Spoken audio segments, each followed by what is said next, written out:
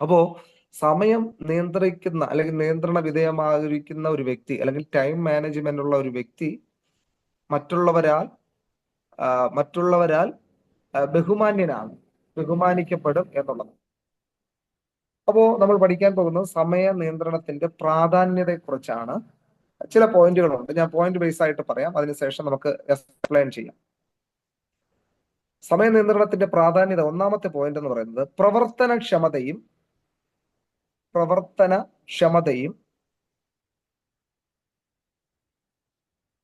Okay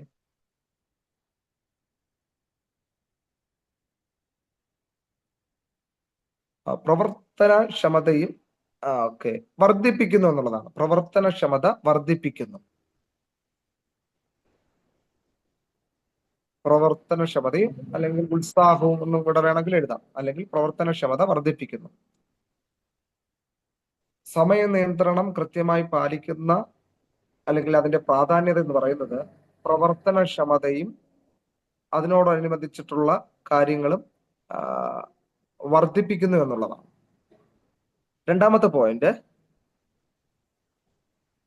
സമയ നിയന്ത്രണത്തിന്റെ രണ്ടാമത്തെ പ്രാധാന്യത എന്ന് പറയുന്നത് സമ്മർദ്ദവും അടിയന്തരാവസ്ഥയും കുറയ്ക്കുന്നു. സമ്മർദ്ദവും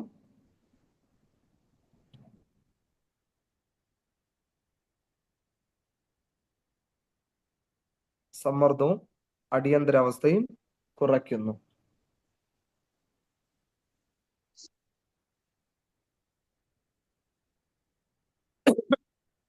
ഓക്കെ, അപ്പൊ ഇതുകൊണ്ട് എന്താണ് ഉദ്ദേശിക്കുന്നത്? നമ്മൾ സമയം കൃത്യതയോടുകൂടെ നിയന്ത്രിക്കുന്ന ഒരു വ്യക്തിക്ക് അമിതമായിട്ടുണ്ടാകുന്ന സമ്മർദ്ദം കുറയും, അല്ലെ?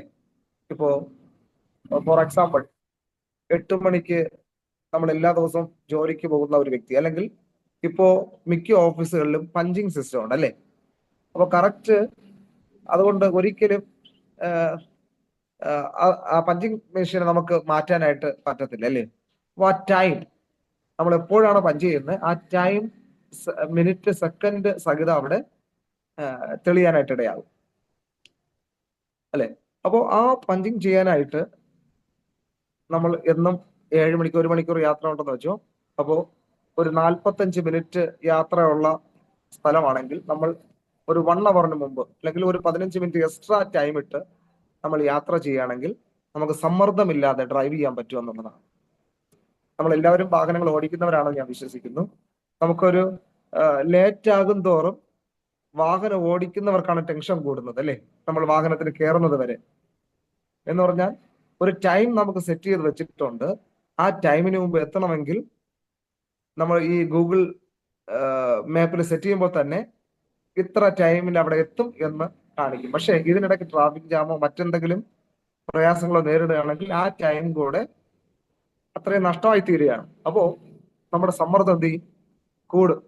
ടൈമിൽ എത്താൻ പറ്റുന്നില്ല, അപ്പോൾ ലേറ്റ് ആകുന്നു.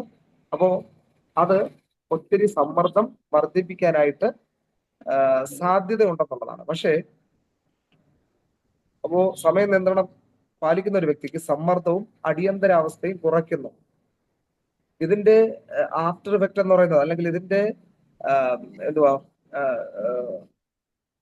ഇതിലൂടെ ഉണ്ടാകുന്ന അപകടം എന്ന് പറയുന്നത്, ചിലപ്പോൾ നമ്മൾ ഒത്തിരി പതിവിലും വേഗത്തിൽ വാഹനം ഓടിക്കാനായിട്ട് സാധ്യത ഉള്ളത് കൊണ്ട് ചിലപ്പോൾ നമ്മുടെ കൺട്രോളിൽ നമുക്ക് വാഹനം ഓടിക്കാനായിട്ട് കഴിയുകയില്ല, അല്ലേ? അപ്പോൾ തന്നെ അപകട സാധ്യത കൂടുതലാണ്. അത് വാഹനത്തിൽ ഇരിക്കുന്ന വ്യക്തികൾക്കും വാഹനത്തിനും ഇന്ധനത്തിനും എല്ലാം ഒരു കേടുണ്ടാകാനായിട്ടുള്ള സാധ്യത ഉണ്ടെന്നുള്ളതാണ്. ഓക്കെ, അപ്പോ കൃത്യമായിട്ട് സമയ നിയന്ത്രണം പാലിക്കുന്ന ഒരു വ്യക്തിക്ക് സമ്മർദ്ദവും അടിയന്തരാവസ്ഥയും കുറയ്ക്കുന്നു എന്നുള്ളതാണ്. മൂന്നാമത്തെ സമയ നിയന്ത്രണത്തിന്റെ പ്രാധാന്യത എന്ന് പറയുന്നത് വ്യക്തിഗത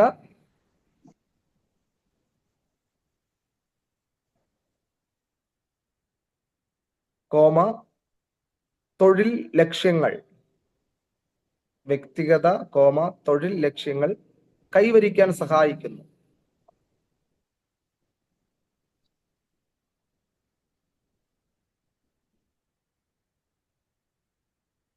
വ്യക്തിഗത, തൊഴിൽ ലക്ഷ്യങ്ങൾ കൈവരിക്കാൻ സഹായിക്കുന്നു. അപ്പോ ഇത് ഞാൻ പറഞ്ഞ വ്യക്തിഗത ലക്ഷ്യങ്ങളെ കൈവരിക്കാൻ എങ്ങനെയാണ് സഹായിക്കുന്നത്? ഒരു വ്യക്തി സമയ നിയന്ത്രണം പാലിക്കുന്ന ഒരു വ്യക്തിയാണെങ്കിൽ കൃത്യമായിട്ട് അവരുടെ അനുയായികൾ അല്ലെങ്കിൽ അവരുമായിട്ട് ബന്ധപ്പെട്ട് നിൽക്കുന്ന വ്യക്തികൾ തീർച്ചയായിട്ടും ആ ടൈമിൽ എത്തിച്ചേരാനായിട്ട് ശ്രമിക്കുകയും ആ വ്യക്തിയെ ബഹുമാനിക്കുകയും ചെയ്യുമെന്നുള്ളതാണ്, അല്ലെ? അപ്പോൾ തന്നെ തൊഴിൽ ലക്ഷ്യങ്ങൾ, ഇപ്പൊ ഒരു വർക്ക്, ഇപ്പൊ യൂഷ്വലി വർക്കുകൾ നമുക്ക് ജോലി ഒക്കെ ഈ കൂലിപ്പണിക്കാർക്കൊക്കെ ജോലി ചെയ്യുന്നത് 8 മണിയൊക്കെ ആവുമ്പോഴേക്കും അല്ലെങ്കിൽ 8:30 ആവുമ്പോഴേക്കും ജോലി തുടങ്ങും, അല്ലെ? അപ്പോ നമ്മുടെ ഭവനത്തിൽ തന്നെ ജോലി ചെയ്യുന്ന ഒരു വ്യക്തികൾ 10 മണിക്കൊക്കെ കയറി വന്നു കഴിഞ്ഞാൽ നമുക്ക് തന്നെ നമ്മൾ അവരോട് ചോദിക്കും, അല്ലേ? എന്ന് പറഞ്ഞാൽ വൈകിട്ട് 5 മണിയാകുമ്പോഴേക്കും അല്ലെങ്കിൽ 4:30, 4:45, 5 മണിയൊക്കെ ആകുമ്പോഴേക്കും അവര് പണി നിർത്തും. അപ്പോൾ എല്ലാവർക്കും ഒരുപോലെ ശമ്പളം കൊടുക്കണം, അല്ലേ? അപ്പൊ താമസിച്ച വന്നവർക്ക് 1-2 മണിക്കൂർ ജോലി തുടങ്ങിയ ശേഷം വന്നു കഴിഞ്ഞാൽ അത്രയും ജോലി കുറച്ചാണ് ചെയ്യുന്നത്, അല്ലെ? ഇന്നിപ്പം ഗവൺമെന്റ് ഉദ്യോഗസ്ഥരെക്കാളും കൂടുതലാണ് ശമ്പളം, അല്ലെ? കൂലിപ്പണിക്കാർക്ക്. മേസ്ത്രിമാർക്ക് നമ്മുടെ നാട്ടിൽ തന്നെ ഇപ്പോ 1000, 1300 രൂപയുടെ ശമ്പളമുണ്ട്. അപ്പോ ഒരു മാസത്തെ ശമ്പളം നോക്കണം, അല്ലെ? നല്ല ഗവൺമെന്റ് ഉദ്യോഗസ്ഥരെക്കാൾ ഓളം അതുപോലെ ശമ്പളം എല്ലാവർക്കും ഉണ്ട്. അപ്പോ ഇത് വ്യക്തിഗത ലക്ഷ്യങ്ങൾ കൈവരിക്കുവാൻ സമയ നിയന്ത്രണം പാലിക്കുന്ന വ്യക്തി, അതിന് പ്രാധാന്യം കൊടുക്കുന്ന വ്യക്തിക്ക് വ്യക്തിഗത ആ വ്യക്തിക്ക് മറ്റുള്ളവരാൾ അംഗീകാരവും ബഹുമാനവും ലഭിക്കുന്നു. അപ്പോൾ തന്നെ തൊഴിലവസരങ്ങൾ, തൊഴിൽ ലക്ഷ്യങ്ങൾ കൈവരിക്കാനായിട്ട് സഹായിക്കുന്നു. നല്ല വർക്കേഴ്സ് സമയത്തിന് വന്ന് ജോലി ചെയ്യുന്ന വ്യക്തികൾക്ക് കൂടുതൽ ജോലി കിട്ടാനായിട്ടുള്ള സാധ്യത ഉണ്ട്, അല്ലേ? അങ്ങനെയുള്ളവരെ നമ്മൾ കണ്ടുപിടിച്ച് വിളിക്കാനായിട്ട് ഇടയാകും എന്നുള്ളതാണ്. ഓക്കെ, അടുത്ത 4ാമത്തെ ലക്ഷ്യമെന്ന് പ്രാധാന്യം എന്ന് പറയുന്നത്, സമയ നിയന്ത്രണത്തിന്റെ 4ാമത്തെ പ്രാധാന്യത ജോലി, കുടുംബം,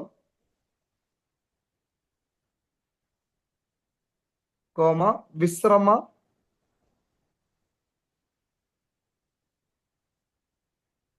സമതുലിതാവസ്ഥ ഉറപ്പാക്കുന്നു. ജോലി, കുടുംബ, വിശ്രമ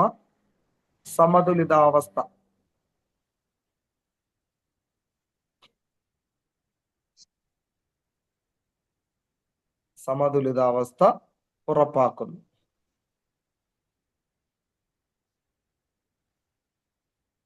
അപ്പോ സമയം കൃത്യമായിട്ട് അതിൻ്റെതായ രീതിയിൽ നിയന്ത്രിക്കുന്ന ഒരു വ്യക്തിക്ക് ജോലി കാര്യങ്ങൾ ക്രമമായിട്ട് ചെയ്യാനും കുടുംബത്തെ ചിട്ടയായിട്ട് സമതുലിതമായിട്ട് നിലനിർത്താനും പിന്നെ അവർക്ക് ആവശ്യമായിട്ടുള്ള വിശ്രമത്തിനുമുള്ള ടൈം അല്ലെങ്കിൽ സമതുലിതാവസ്ഥ ഉറപ്പാകുന്നു എന്നുള്ളതാണ്, അല്ലെ?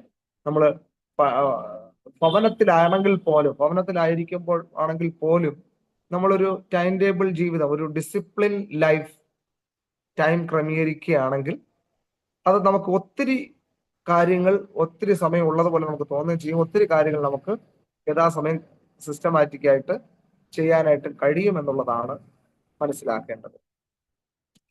അപ്പം ജോലി, കുടുംബം, വിശ്രമ സമതുലിതാവസ്ഥ ഉറപ്പാക്കുന്നു എന്നുള്ളതാണ്. അടുത്ത 5ാമത്തെ പോയിന്റ് എന്ന് പറയുന്നത് സമയ നിയന്ത്രണത്തിന്റെ പ്രാധാന്യം. 5ാമത്തെ പ്രാധാന്യം എന്ന് പറയുന്നത് ശാസനയും ഉത്തരവാദിത്ത ബോധവും വളർത്തുന്നു. ശാസനയും ഉത്തരവാദിത്ത ബോധവും വളർത്തുന്നു.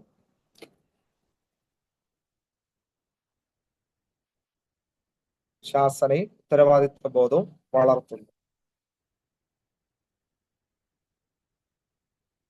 അപ്പോ ഈ സമയ നിയന്ത്രണം പാലിക്കുന്ന വ്യക്തി തികച്ചും ഒരു ഉത്തരവാദിത്ത ബോധമുള്ള വ്യക്തിയായിരിക്കും, അല്ലെ?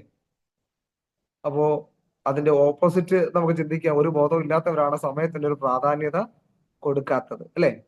അപ്പൊ അവർക്ക് ടൈം എന്താണ്, എപ്പോഴെങ്കിലും വരണം, എന്തെങ്കിലും ചെയ്യണം കാര്യങ്ങൾ, അല്ലെ, എന്നുള്ള ആ ഒരു മട്ടാണ്. അപ്പോ ഈ ശരിക്കും ഉത്തരവാദിത്തമുള്ള ഒരു വ്യക്തി സമയത്തിന് പ്രാധാന്യം നൽകുന്ന വ്യക്തിയായിരിക്കും, അല്ലെ?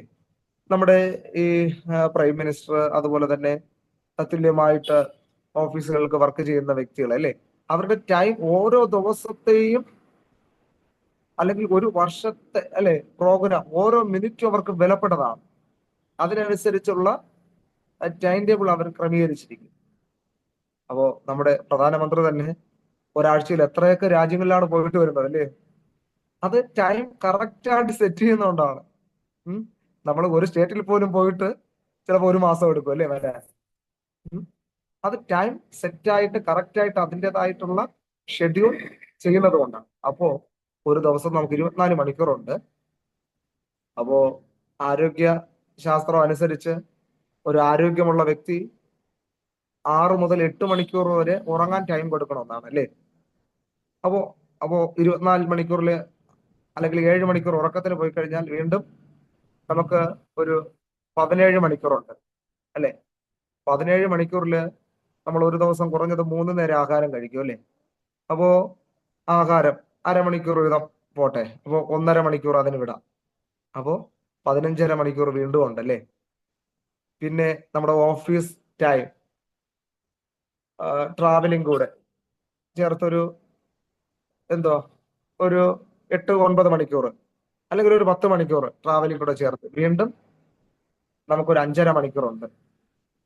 അപ്പം നമുക്ക് വേണമെങ്കിൽ 2.5 മണിക്കൂർ പ്രാർത്ഥനയ്ക്ക് മാറ്റിയാലും, പ്രാർത്ഥനയ്ക്കും ബൈബിൾ ധ്യാനത്തിനും ആത്മീയ കാര്യങ്ങൾക്ക് ദിവസത്തിന്റെ ദശാംശം കൊടുക്കണമല്ലോ, 24 മണിക്കൂറിന്റെ അല്ലേ. അങ്ങനെയാണെങ്കിൽ 2.5 മണിക്കൂർ അങ്ങനെ നോക്കിയാലും വീണ്ടും 3 മണിക്കൂറുണ്ട് അല്ലേ, നമ്മുടെ പേഴ്സണൽ കാര്യങ്ങൾ കുടുംബത്തോടൊപ്പം ചെലവഴിക്കാൻ അല്ലെ, കുഞ്ഞുങ്ങളോട് ഒക്കെ ചിലവഴിക്കാൻ നമുക്ക് സമയം കൃത്യമായിട്ട് കണ്ടെത്താനായിട്ട് കഴിയുമെന്നുള്ളത്. അപ്പോൾ നമ്മൾ തികച്ചും എപ്പോഴും തിരക്കെന്ന് പറയുന്ന വ്യക്തികളോട് എന്താണ് തിരക്കെന്ന് ചോദിച്ചു കഴിഞ്ഞാൽ ഓക്കെ, ഇത്രയും തിരക്കിൽ നിങ്ങൾ എന്തൊക്കെയാണ് ചെയ്തത്, എവിടെയൊക്കെയാണ് പോയതെന്ന് ചോദിച്ചു കഴിഞ്ഞാൽ ചിലപ്പോഴൊക്കെ വെറും എന്തുവാ പ്രയോജനമില്ലാത്ത കാര്യങ്ങൾക്കായിരിക്കും കൂടുതൽ സമയം ചെലവഴിച്ചതെന്നുള്ളതാണ്. ഓക്കെ, അപ്പോൾ സമയം നമ്മൾ കൃത്യമായിട്ട് അതിന്റെ പ്രാധാന്യതയോടുകൂടി നിയന്ത്രിക്കുകയാണെങ്കിൽ നമുക്ക് ഒത്തിരി കാര്യങ്ങൾ ചെയ്യാനായിട്ട് കഴിയും എന്നുള്ളതാണ്. അതിന്റെ 5ാമത്തെ പോയിന്റ് അതാണ് പറയുന്നത്, ഉത്തരവാദിത്വ ബോധവും വർദ്ധിപ്പിക്കുന്നു എന്നുള്ളതാണ് അല്ലെ. ശാസനയും ഉത്തരവാദിത്വ ബോധവും വളർത്തുന്നു എന്നുള്ളതാണ്. അത് സമയ നിയന്ത്രണത്തിന്റെ പ്രാധാന്യതയിൽ പെടുന്ന ഒരു കാര്യമാണ്. ഓക്കെ, ഇനി അടുത്ത പോയിന്റ് എന്ന് പറയുന്നത് സമയ നിയന്ത്രണത്തിന്റെ അടിസ്ഥാന തത്വങ്ങൾ. സമയ നിയന്ത്രണത്തിന്റെ അടിസ്ഥാന തത്വങ്ങൾ, പ്രിൻസിപ്പിൾസ് ഓഫ് ടൈം മാനേജ്മെന്റ്.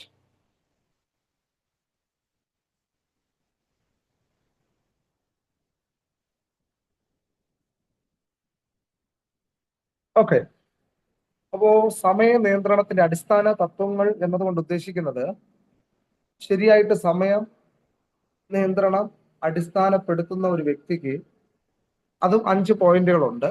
ഒന്ന്, ലക്ഷ്യനിർണയം ഉണ്ടാകുന്നു. ലക്ഷ്യനിർണയം,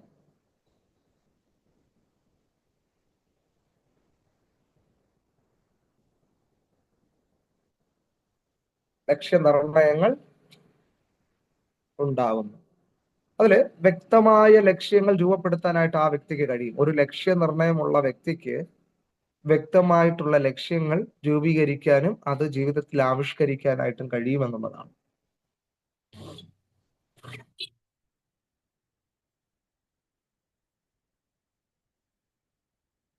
അപ്പോ ഞാൻ നേരത്തെ പറഞ്ഞതുപോലെ നമ്മൾ ഒരു ദിവസത്തിൽ തന്നെ അല്ലെങ്കിൽ തലേ ദിവസം നമ്മൾ കിടക്കുമ്പോൾ തന്നെ നമ്മൾ അന്ന് പ്രഭാതം മുതൽ നമ്മൾ പോയ കാര്യങ്ങളും ചെയ്ത കാര്യങ്ങളും ഒക്കെ നമ്മൾ ചിന്തിച്ച് വിലയിരുത്തിയ ശേഷം പിറ്റന്നത്തേക്കുള്ള കാര്യങ്ങൾ നമ്മൾ ചിന്തിച്ചിട്ട് കിടക്കും അല്ലേ. എത്ര മണിക്ക് എഴുന്നേക്കണം, എന്തൊക്കെ ചെയ്യണം എന്നുള്ളത് നമ്മൾ തലേന്ന് രാത്രി ഉറങ്ങുന്നതിന് മുമ്പ് തന്നെ ഒന്ന് മനസ്സിൽ കണ്ടുകൊണ്ട് നമ്മൾ ചെയ്യും അല്ലേ.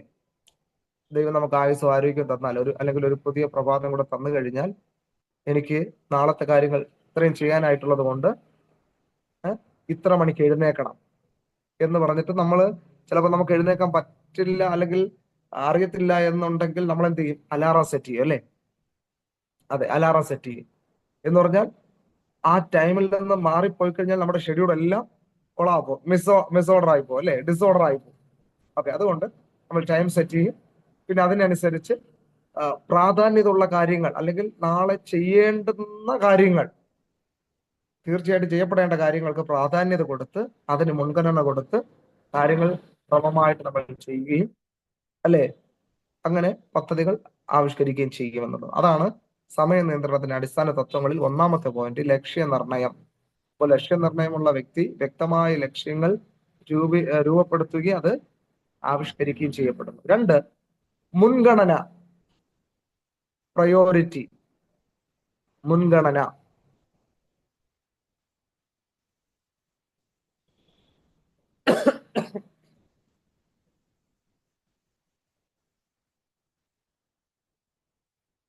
മുൻഗണന എന്നതുകൊണ്ട് ഉദ്ദേശിക്കുന്നത് പ്രധാനപ്പെട്ട കാര്യങ്ങൾക്ക് മുൻതൂക്കം കൊടുക്കും, അല്ലെ. ഏറ്റവും അപ്പോൾ നാളത്തെ ദിവസത്തിൽ ഇന്ന ഇന്ന കാര്യങ്ങളുണ്ട്, അല്ലെ. അപ്പോൾ അതിൽ ഏറ്റവും ഒഴിച്ചുകൂടാനാകാത്തതും പ്രധാനപ്പെട്ടതുമായ കാര്യങ്ങൾക്ക് നമ്മൾ മുൻതൂക്കം കൊടുത്ത് അതിന് നമ്മൾ സമയം കണ്ടെത്തും, അല്ലെ. അതാണ് മുൻഗണന എന്നുള്ളത്.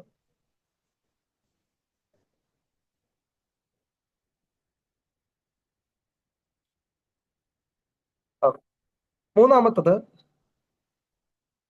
പദ്ധതി ഇടൽ. പദ്ധതി ഇടൽ, പ്ലാനിങ് ഇംഗ്ലീഷിൽ. ദിവസേനയുള്ള പ്ലാനിങ് ഉണ്ട്, ആഴ്ചയിൽ ഉള്ള പ്ലാനിങ് ഉണ്ട്, മാസത്തിലുള്ള പദ്ധതികളുണ്ട്, അല്ലെ, പദ്ധതികൾ. അപ്പോ ഒരു ദിവസത്തിൽ നമ്മൾ ചെയ്യേണ്ട, ഇപ്പോ നമ്മളെന്തോ ഈ കറണ്ട് ബില്ല് എല്ലാ മാസം തോറും വരില്ലേ, ചില സ്ഥലങ്ങളിൽ 2 മാസത്തിൽ ഒരിക്കാൻ തോന്നുന്നു. അപ്പോൾ തന്നെ നമ്മുടെ ഈ ഫോണിലൊക്കെ റീചാർജ് ചെയ്യേണ്ടത് 28 ദിവസമൊക്കെ ആകുമ്പോഴാണ്, അല്ലെങ്കിൽ 1 മാസം, അല്ലെ. അപ്പൊ ചിലര് ഒരു വർഷത്തേക്ക് ചെയ്യും, 2 വർഷത്തേക്ക് ചെയ്യും. അപ്പോൾ ഏറെ പേരും ഓരോ മാസത്തിൽ റീചാർജ് ചെയ്യുന്നവരാണ്. പിന്നെ മാസ പദ്ധതികളുണ്ട്, ആഴ്ച തോറും ചെയ്യുന്നതുണ്ട്. അപ്പോ ഒരാഴ്ചയിൽ നമ്മൾ ചെയ്യുന്ന കാര്യങ്ങളുണ്ട്. എന്തോ സൺഡേയിൽ അല്ലെങ്കിൽ ഞായറാഴ്ച നമുക്ക് പള്ളിയിൽ പോകണം, അല്ലെ. അപ്പൊ ഒരാഴ്ചത്തെ പ്ലാനിങ് നമ്മൾ തയ്യാറാക്കും. പിന്നെ ദൂരെ യാത്ര ചെയ്യാനായിട്ടുള്ളവരാണെങ്കിൽ മാസങ്ങൾക്കുള്ള പ്ലാനിങ് തയ്യാറാക്കും, അല്ലെ. വിദേശത്ത് ഒക്കെ ഇരിക്കുന്നവരുണ്ട്. അപ്പോൾ ഇവിടുന്ന് ടിക്കറ്റ് എടുക്കുന്ന മുമ്പേ പറയും, അല്ലെ, ഞാൻ ഇത്ര മാസം അവിടെ ആയിരിക്കും, ഇത്ര മാസം ഞാൻ ജോലി ചെയ്യും എന്നൊക്കെ ഉള്ള ഒരു പ്ലാനിങ്ങിനോടുകൂടെ, ഒരു ഔട്ട്ലൈനിനോടുകൂടെ പോകും. അതാണ് പദ്ധതി ഇടൽ, പ്ലാനിങ് എന്നുള്ളത് കൊണ്ട് ഉദ്ദേശിക്കുന്നത്. അപ്പൊ ദൈനംദിന ജീവിതത്തിലുള്ള പദ്ധതികളുണ്ട്, ആഴ്ച തോറും ചെയ്യുന്ന പദ്ധതികളുണ്ട്, അപ്പോൾ തന്നെ മാസങ്ങൾക്ക് വേണ്ടി പദ്ധതികൾ ആവിഷ്കരിച്ച് പ്രവർത്തിക്കുന്നവരുണ്ടെന്നുള്ളതാണ്. 4-മത്തെ അടിസ്ഥാന തത്വം എന്ന് പറയുന്നത് സ്വയനിയന്ത്രണം. സ്വയനിയന്ത്രണം.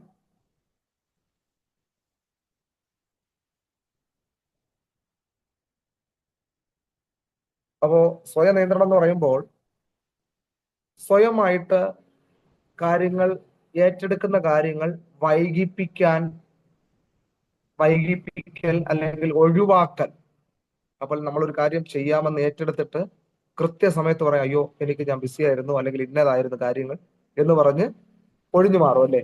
അപ്പോ ആ ടൈം നഷ്ടമാകുന്നത് ആർക്കൊക്കെയാണ്? ആ വ്യക്തിക്ക് മാത്രമല്ല, ആ വ്യക്തിയെ ആശ്രയിച്ചായിരിക്കുന്ന ഒരു കൂട്ടം വ്യക്തികൾക്ക് ആ ടൈം നഷ്ടമായി തീരും, അല്ലേ.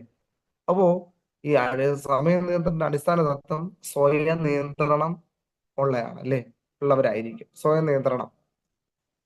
ഇപ്പോൾ ഞായറാഴ്ചകളിലൊക്കെ ആണെങ്കിൽ ദേവദാസൻ പ്രസംഗിക്കും, അല്ലേ. അപ്പോ ആ പ്രസംഗം എല്ലാവർക്കും ഒരുപോലെ പ്രയോജനപ്പെടണം, അല്ലെ. പ്രയോജനപ്പെടാതെ ആണെങ്കിൽ അത് വിശ്വാസികൾക്ക് സമയ നഷ്ടത്തിന് കാരണമായി തീരും. അതുപോലെ നമ്മളൊരു നല്ലൊരു മീറ്റിങ്ങിന് കടന്നു പോകുന്നു, അവിടുത്തെ മീറ്റിംഗ് കോർഡിനേഷൻ ശരിയല്ല എന്നുണ്ടെങ്കിൽ നമ്മൾ പോയതും പങ്കെടുത്തതും സമയം എല്ലാം നഷ്ടം എന്ന് നമ്മൾ ചിന്തിക്കും. ഓക്കെ. അപ്പൊ സ്വയം നിയന്ത്രണം ഉള്ള വ്യക്തിയായിരിക്കണം. 5, മൂല്യനിർണയം.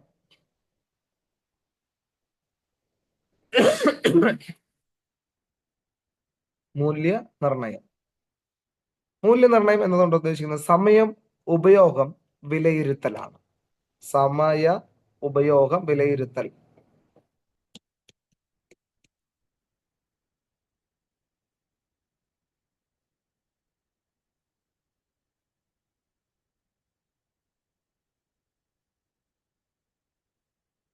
ഓക്കെ, ഇത്രയും കാര്യങ്ങൾ, 5 കാര്യങ്ങൾ. 1 ലക്ഷ്യനിർണയം, 2 മുൻഗണന, 3 പദ്ധതിയിടൽ, 4 സ്വയം നിയന്ത്രണം, 5 മൂല്യനിർണയം. ഇത്രയും കാര്യങ്ങളാണ് സമയ നിയന്ത്രണത്തിന്റെ അടിസ്ഥാന തത്വങ്ങളായിട്ട് നമുക്ക് മനസ്സിലാക്കാനായിട്ട് ഉള്ളത്. ഇനി സമയ നിയന്ത്രണ രീതികൾ, നമുക്ക് എങ്ങനെയൊക്കെ സമയം നിയന്ത്രിക്കാൻ കഴിയും എന്നുള്ളതാണ് സമയ നിയന്ത്രണ രീതികൾ. The method of time management, the method of using time manage, the method of time management.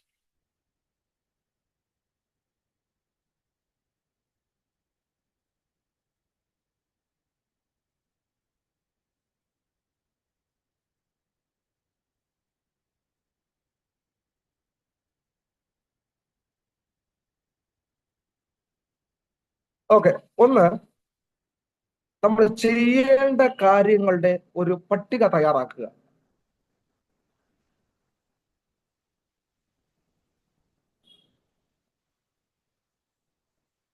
ഇംഗ്ലീഷിൽ തന്നെ പറയും to do list. To do list എന്ന് പറഞ്ഞാൽ ചെയ്യേണ്ട കാര്യങ്ങളുടെ ഒരു പട്ടിക തയ്യാറാക്കാൻ.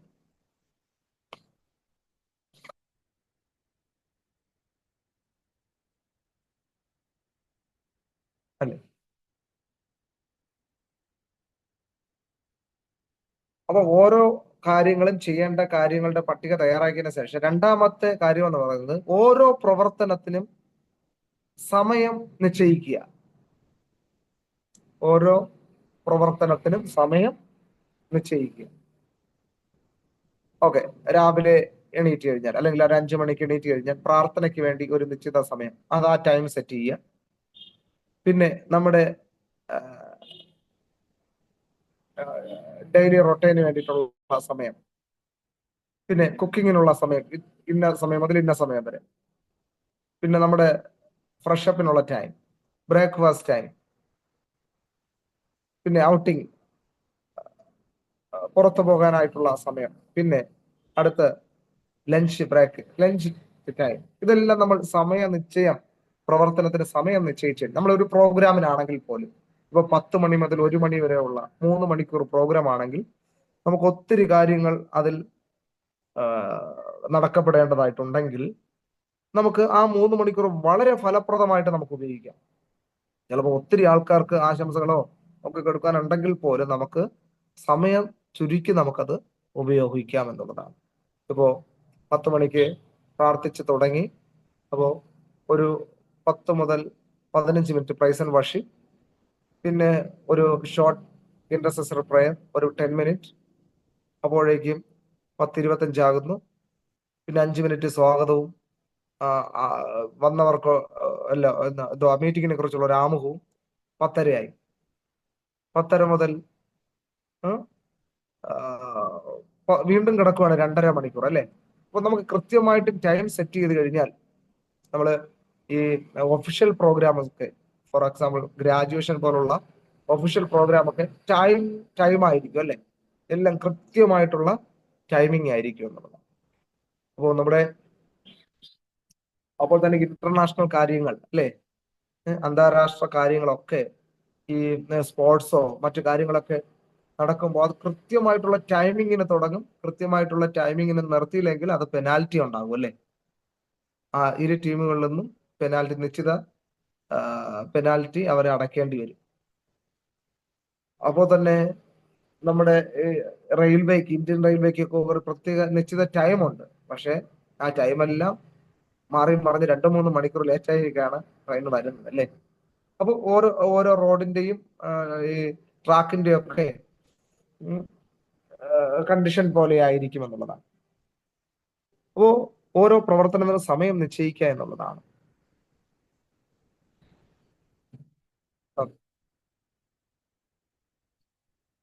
ഓക്കെ, ഈ രീതികളാണ് സമയ നിയന്ത്രണം നമുക്ക് നിയന്ത്രിക്കാനായിട്ട് പറ്റുന്ന ചില രീതികൾ എന്ന് പറയുന്നത്. നമ്മൾ ഒന്നാമത്തെ എന്ന് പറഞ്ഞാൽ ടു ഡു ലിസ്റ്റ് എന്ന് പറഞ്ഞാൽ ചെയ്യേണ്ട കാര്യങ്ങളുടെ ഒരു പട്ടിക തയ്യാറാക്കുക. അതിനുശേഷം ഓരോ പ്രവർത്തനത്തിനും നിശ്ചിതമായ സമയം ക്രമപ്പെടുത്തുക. പിന്നെ ഒരു കൃത്യമായിട്ടുള്ള ഒരു ടൈം ടേബിൾ, ഒരു കൃത്യമായിട്ടുള്ള ഒരു എന്തുവാ നമ്മൾ ചെയ്യേണ്ടുന്ന കാര്യങ്ങൾക്കുള്ള മുൻഗണനകൾ ആയിട്ട് ചെയ്യേണ്ടുന്ന കാര്യങ്ങളുടെ ഒരു പട്ടിക തയ്യാറാക്കി അതിനനുസരിച്ച് ചെയ്യുക എന്നുള്ളതാണ്.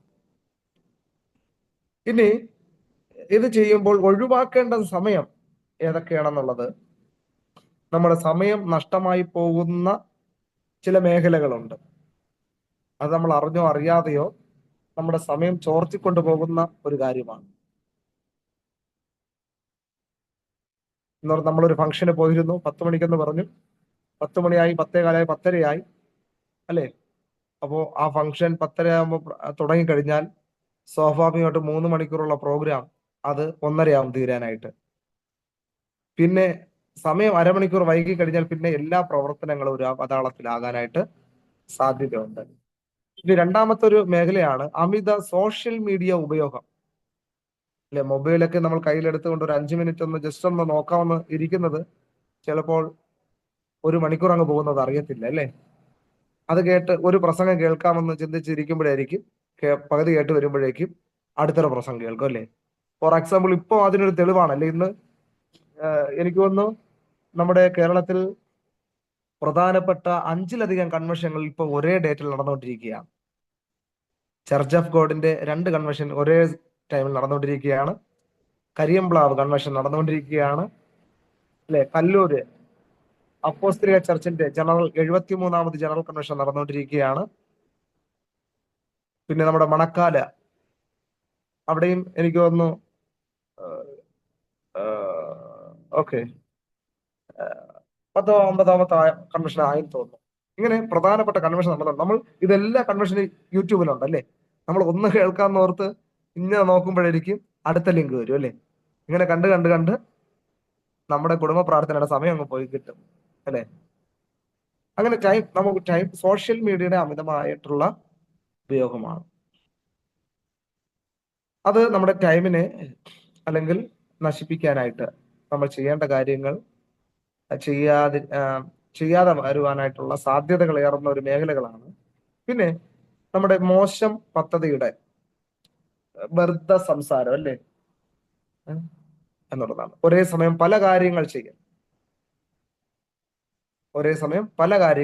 എന്ന് പറഞ്ഞാൽ ഒരു കാര്യത്തിൽ നമുക്ക് കോൺസെൻട്രേറ്റ് ചെയ്യാനായിട്ട് കഴിയുകയില്ല. പല കാര്യങ്ങൾ ഏറ്റെടുത്ത് ഒന്നും ചെയ്യാതിരിക്കുന്ന അവസ്ഥയാണ്, അല്ലെ?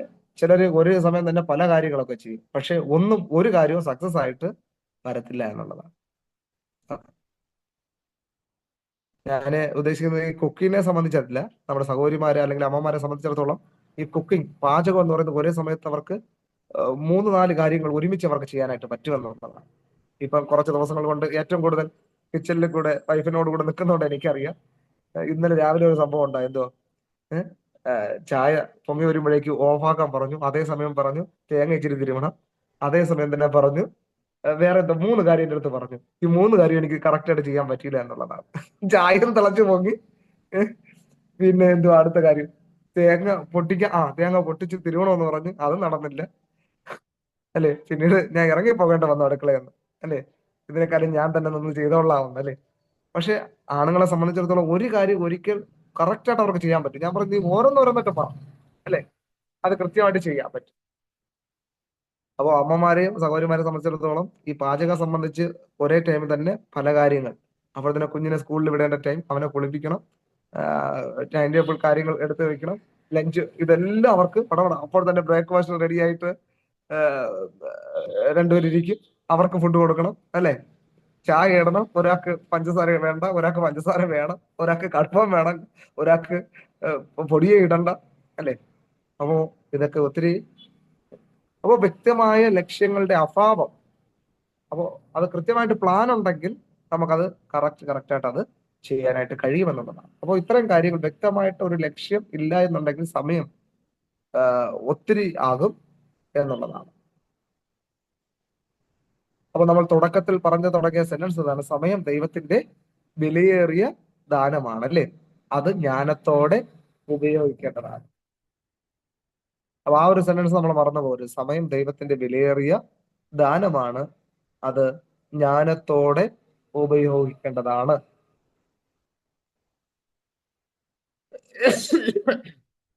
ഇനി അടുത്ത് വീണ്ടും നമ്മൾ പഠിക്കുമ്പോൾ എന്താണ് സമയ നിയന്ത്രണം എന്നതിനെ കുറിച്ച് ഒരു നിർവചനം നമ്മൾ കൊടുക്കുകയാണെങ്കിൽ, നമ്മൾ നേരത്തെ എഴുതി എങ്കിലും സമയ നിയന്ത്രണം എന്നത് നമ്മുടെ സമയം ശരിയായ രീതിയിൽ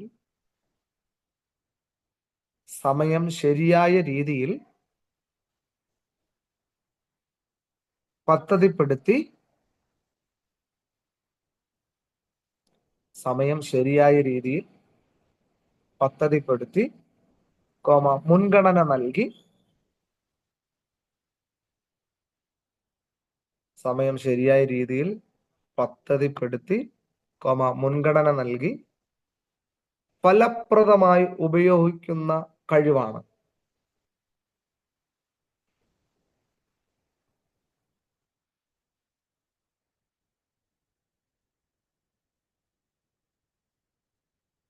പദ്ധതിപ്പെടുത്തി മുൻഗണന നൽകി ഫലപ്രദമായി ഉപയോഗിക്കുന്ന കഴിവാണ്. ഇനി മറ്റൊരു രീതിയിൽ പറഞ്ഞു കഴിഞ്ഞാൽ, ചെയ്യേണ്ട കാര്യങ്ങൾ ശരിയായ സമയത്ത് ശരിയായ ക്രമത്തിൽ ചെയ്തു തീർക്കുന്നതിനെയാണ് സമയ നിയന്ത്രണം എന്ന് പറയുന്നത്. ഓക്കെ, ചെയ്യേണ്ട കാര്യങ്ങൾ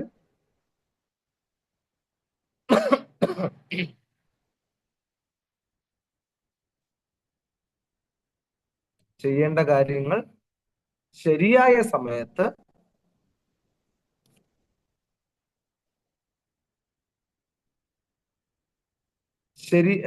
ചെയ്യേണ്ട കാര്യങ്ങൾ ശരിയായ സമയത്ത് ശരിയായ ക്രമത്തിൽ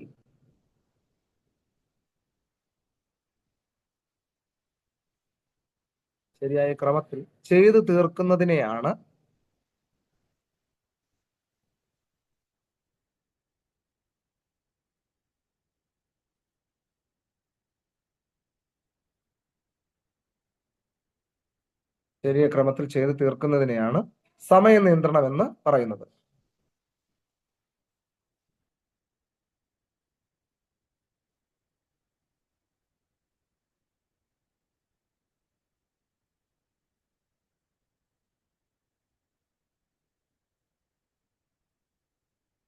ഓക്കെ,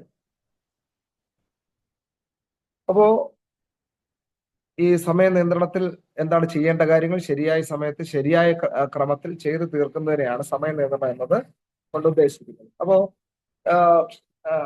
ഇതിനെ ഈ സമയം നിയന്ത്രിക്കാനായിട്ട് നമ്മൾ നേരത്തെ പറഞ്ഞതുപോലെ ലക്ഷ്യങ്ങൾ നിശ്ചയിക്കണം, പദ്ധതികൾ ആവിഷ്കരിക്കണം, അതുപോലെ തന്നെ സമയം പാഴാക്കുന്ന കാര്യങ്ങൾ ഒഴിവാക്കണം.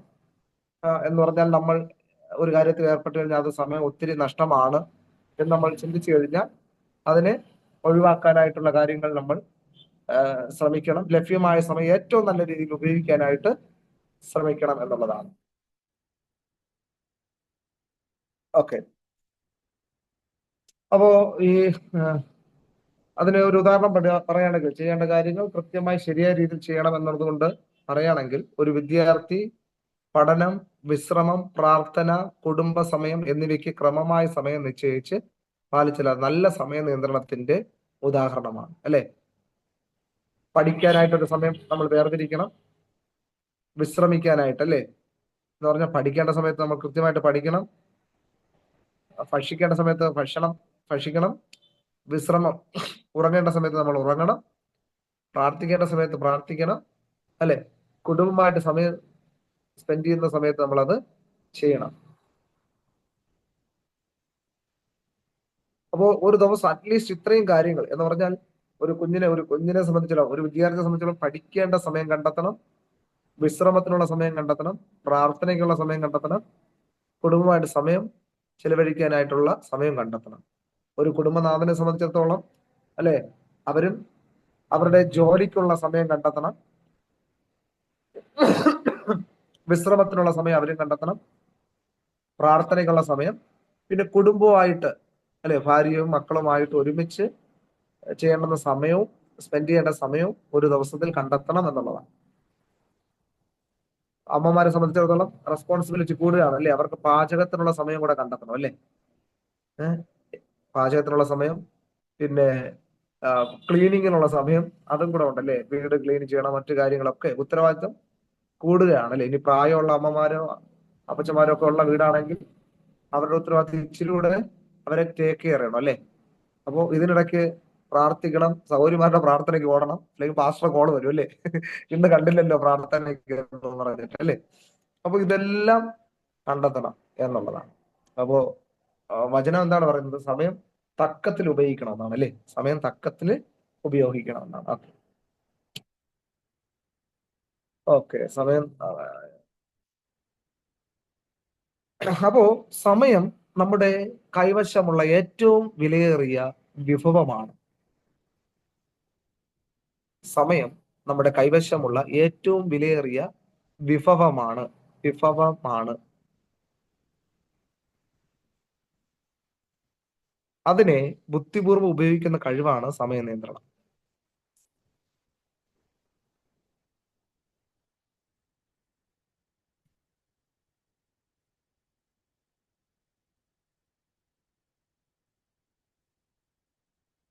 അപ്പോ എന്ന് പറഞ്ഞാൽ 3 മണിക്കൂർ എക്സാം എഴുതുന്ന ഒരു വിദ്യാർത്ഥിയെ സംബന്ധിച്ചിടത്തോളം 3 മണിക്കൂർ ബുദ്ധിപൂർവം ഉപയോഗിക്കുന്ന കഴിവാണ് സമയ നിയന്ത്രണം.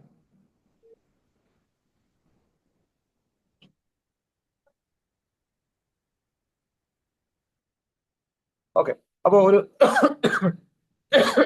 ഹയർ ക്ലാസ്സിൽ പഠിക്കുന്ന ഒരു വിദ്യാർത്ഥിയെ സംബന്ധിച്ചിടത്തോളം 3 മണിക്കൂർ എക്സാം അല്ലേ. അപ്പോ അപ്പൊ എന്റെ ഒരു ഉദാഹരണം തന്നെ പറയാം. ഞങ്ങള് ശ്രീറാംപൂർ യൂണിവേഴ്സിറ്റിയിൽ പഠിച്ചവരാണ്. അപ്പോ 3 മണിക്കൂർ എക്സാം ആണ്. മാസ്റ്റർ ഡിഗ്രിക്കും ഒക്കെ, ബാച്ചുലർ ഓഫ് ഡിവിനിറ്റിക്കും ഒക്കെ. അപ്പൊ 3 മണിക്കൂർ എക്സാമിന് 5 ക്വസ്റ്റ്യൻ ആൻസർ ചെയ്യണം. 20 മാർക്ക് വെച്ചാണ് ഒരു ക്വസ്റ്റ്യൻ. അപ്പോ 7 or 8 ക്വസ്റ്റ്യൻ കാണും. അതിൽ നിന്ന് ചിലപ്പോൾ കമ്പൾസറി ക്വസ്റ്റ്യൻ ഒന്ന് കാണും. ഇതിൽ ഏതെങ്കിലും 5 നമ്മൾ ആൻസർ ചെയ്യണം. അപ്പോൾ സെറാംപൂർ സിസ്റ്റം അനുസരിച്ച് 4 ക്വസ്റ്റ്യൻ എഴുതി 5ാമത്തെ ക്വസ്റ്റ്യൻ അറിഞ്ഞുകൂടാൻ ഇച്ചിരി എഴുതി കഴിഞ്ഞാൽ മാർക്ക് കിട്ടത്തില്ല. ചിലപ്പോൾ ഫെയിൽ ആക്കാനും സാധ്യത ഉണ്ട്. 5 ക്വസ്റ്റ്യനും ഒരേ വെയിറ്റേജിൽ ഒരേ രീതിയിൽ എഴുതണം എന്നുള്ളതാണ്. ഇപ്പൊ ആദ്യത്തെ ക്വസ്റ്റ്യൻ നമ്മൾ 5 പേപ്പറിൽ എഴുതി കഴിഞ്ഞാൽ 2ാമത്തെ ക്വസ്റ്റ്യനും 5 പേപ്പറിൽ എഴുതണം. അപ്പോ ഇതുപോലെ 5 ക്വസ്റ്റ്യനും അതേ വെയിറ്റേജിൽ എഴുതണം എന്നുള്ളതാണ്. അതാണ് അവരുടെ പോളിസി. ഓക്കെ, അപ്പോ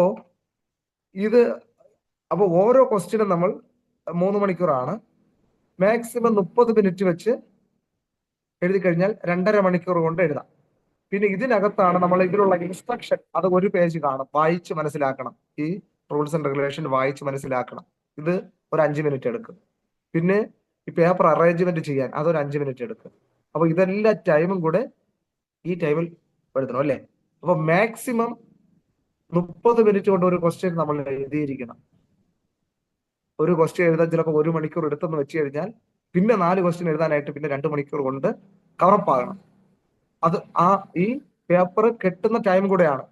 അവിടെ വാണിംഗ് ബെല്ലടിച്ചു കഴിഞ്ഞാൽ നമ്മൾ പെൻ ഡൗൺ എന്ന് പറഞ്ഞാൽ പെൻ ഡൗൺ വച്ചേക്കണം, അല്ലെങ്കിൽ ക്യാൻസൽ ആണ് പേപ്പർ. നമ്മൾ ആ സെമസ്റ്റർ മൊത്തം പഠിച്ചത് പിന്നെ ഒന്നേന്ന് പഠിക്കേണ്ടത്. അത്രയും ഭയങ്കര സ്ട്രിക്റ്റ് ആണ്. അപ്പോ അവിടെ സമയത്തിന്റെ വില നമുക്കറിയാം അല്ലേ. പിന്നെ ട്രെയിനിലൊക്കെ യാത്ര ചെയ്യുന്നവരാണെങ്കിൽ അല്ലേ, ട്രെയിൻ വൈകിയായിരിക്കും വരുന്നത്, പക്ഷെ സ്റ്റേഷനിൽ നിന്ന് എടുക്കുന്നത് ചിലപ്പോൾ ഒരു 5 മിനിറ്റ് എങ്കിലും നേരത്തെയോ അല്ലെങ്കിൽ ആ ടൈമിങ്ങിനായിരിക്കും. അപ്പോ നമ്മുടെ ഇന്ത്യൻ റെയിൽവേ അല്ലയോ, നമ്മൾ വന്നപ്പോൾ 2 മണിക്കൂർ ലേറ്റാണ് വന്നത് എന്ന് പറഞ്ഞിട്ട് നമ്മൾ ആ ടൈമിൽ പോയി കഴിഞ്ഞാൽ ചിലപ്പോൾ ട്രെയിൻ അപ്പുറത്തെ സ്റ്റേഷൻ കഴിഞ്ഞിരിക്കും അല്ലേ. അപ്പൊ ടൈമിന്റെ വില. അപ്പോൾ അതുപോലെ തന്നെ ഫ്ലൈറ്റിന്റെ ഒക്കെ അല്ലേ. നമ്മുടെ അടുത്തൊരാള് മാസങ്ങൾക്ക് മുമ്പ് ടിക്കറ്റ് ഒക്കെ എടുത്തിട്ട് അവരുടെ ജീവിതമേ ഇച്ചിരി ലേറ്റ് ആണ്. ആരാധനയ്ക്ക് പോലും ലേറ്റ് ആണ്, മാർക്കറ്റിൽ പോകാൻ ലേറ്റ് ആണെങ്കിൽ നല്ലൊരു ഫംഗ്ഷന് കല്യാണത്തിന് പോയാലും അവര് ലാസ്റ്റ് ബസ്സാ അവര്. അതുപോലെ മോക്ക് പഠിക്കാനായിട്ട് MBBS പഠിക്കാനായിട്ട് അഡ്മിഷൻ കിട്ടി. നാട്ടുകാർ മൊത്തം ചിരിച്ച ഒരു വിഷയമാണ്.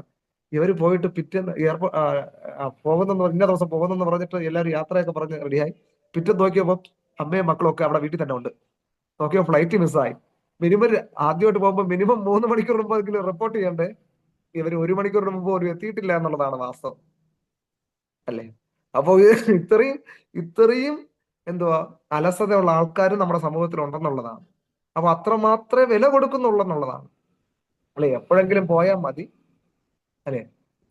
നമ്മളൊരു കഥ പഠിച്ചിട്ടുണ്ട് അല്ലെ, പുലി വരുന്നേ. യഥാർത്ഥമായ പുലി വന്നപ്പോൾ രക്ഷിക്കാൻ ആളുകൾ ഉണ്ടായിട്ടില്ല, അല്ലേ? പാസ്റ്റർമാർ പറയും, നിങ്ങൾ 5 മിനിറ്റ് നേരത്തെ ആരാധനയ്ക്ക് വരണം, ആരാധന തുടങ്ങുന്ന മുമ്പ് ഒന്ന് പ്രാർത്ഥിച്ചൊക്കെ ഇരുന്ന് കഴിഞ്ഞാൽ ആരാധനയ്ക്ക് ഒരു ഉഷാറുണ്ടാവും, ഒരു ചൈതന്യം ഉണ്ടാകും എന്ന് പറയും, അല്ലേ? പക്ഷെ എന്നും വരുന്നത് ഒരു 2 പാട്ടൊക്കെ കഴിഞ്ഞിട്ടല്ലേ. അവർ പറയും ഇച്ചിരി ഒന്ന് ആരാധന ഒന്ന് മൂക്കട്ടെ എന്ന് പറയും, അല്ലേ? നമ്മുടെ ഇവിടുത്തെ രീതിയാണ്, ആരാധന ഒന്ന് മൂക്കട്ടെ എന്നിട്ട് പോകാമെന്ന്. പക്ഷേ ഇത് അവരുടെ വ്യക്തിപര ജീവിതത്തിലും അങ്ങനെ ഉണ്ടാകും, അല്ലേ? അപ്പോൾ നമ്മൾ ഇനി അടുത്ത ബിബ്ലിക്കൽ വേദപുസ്തക വീക്ഷണത്തിലാണ് നമ്മൾ അടുത്ത് തുടർന്ന് പഠിക്കാനായിട്ട് പോകുന്നത്. നമ്മൾ പഠിക്കുന്ന ബൈബിൾ റെഫറൻസ് സഹിതം നമ്മൾ പഠിക്കുകയാണ്. ദൈവവചനം പറയുന്നത് എന്താണ്? Seek ye first the kingdom of God, മുമ്പേ അവന്റെ രാജ്യവും നീതി അന്വേഷിക്കുന്നത്, അല്ലേ? ഓക്കെ, അപ്പൊ ഫസ്റ്റ് പ്രയോറിറ്റി ദൈവത്തിന് കൊടുക്കണമെന്നുള്ളതാണ്. അതോടുകൂടി ഇതൊക്കെ നിങ്ങൾക്ക് ലഭിക്കും എന്നുള്ളതാണ്. ഓക്കെ ഓക്കെ വേദപുസ്തക വീക്ഷണത്തിന് പോകുന്നതിന് മുമ്പ് തന്നെ സമയ നിയന്ത്രണത്തിന്റെ ആവശ്യകതകളെ കുറിച്ച് നമുക്ക് പഠിച്ചിട്ട് നമുക്ക് വേദപുസ്തക വീക്ഷണത്തിലേക്ക് പോകാം. സമയ നിയന്ത്രണത്തിന്റെ ആവശ്യകതകൾ.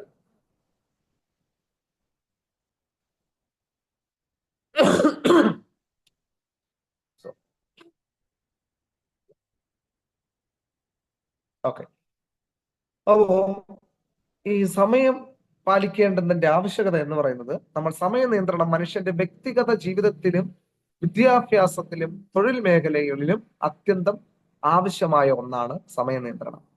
ഞാൻ ഒന്നുകൂടെ പറയാം. മനുഷ്യന്റെ സമയ നിയന്ത്രണത്തിന്റെ ആവശ്യകതയാണ് നമ്മൾ പറയാൻ പോകുന്നത്. മനുഷ്യന്റെ വ്യക്തിഗത ജീവിതത്തിലും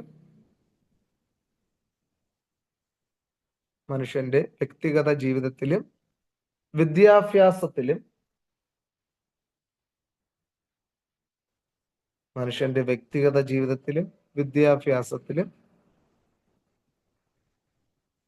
തൊഴിൽ മേഖലകളിലും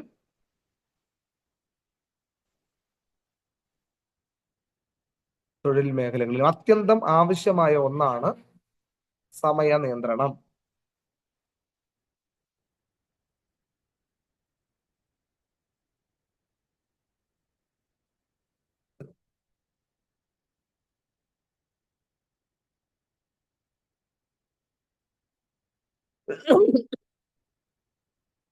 അപ്പോൾ മനുഷ്യന്റെ വ്യക്തിഗത ജീവിതത്തിലും വിദ്യാഭ്യാസത്തിലും തൊഴിൽ മേഖലകളിലും അത്യന്തം ആവശ്യമായ ഒന്നാണ് സമയ നിയന്ത്രണം. അങ്ങനെയാണെങ്കിൽ സമയ നിയന്ത്രണത്തിന്റെ പ്രധാന പ്രത്യേകതകൾ അല്ലെങ്കിൽ ആവശ്യകതകൾ നമ്മൾ ഓരോന്നായിട്ട് എഴുതാനായിട്ട് പോവുകയാണ്.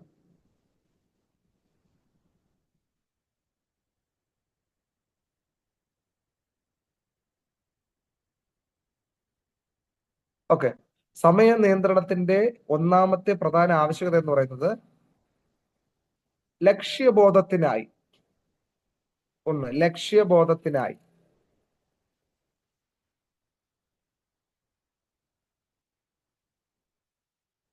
എന്ന് പറഞ്ഞാൽ ലക്ഷ്യങ്ങൾ സമയബന്ധിതമായി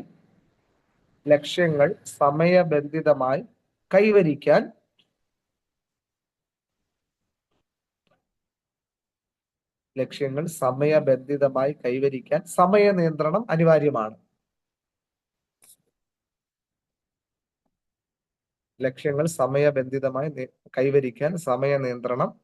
അനിവാര്യമാണ്.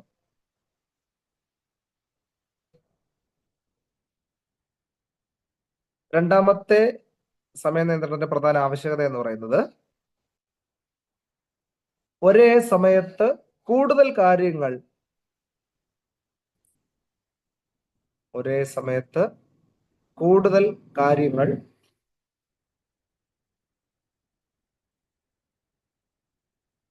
കാര്യക്ഷമമായി ചെയ്യാൻ സഹായിക്കുന്നു.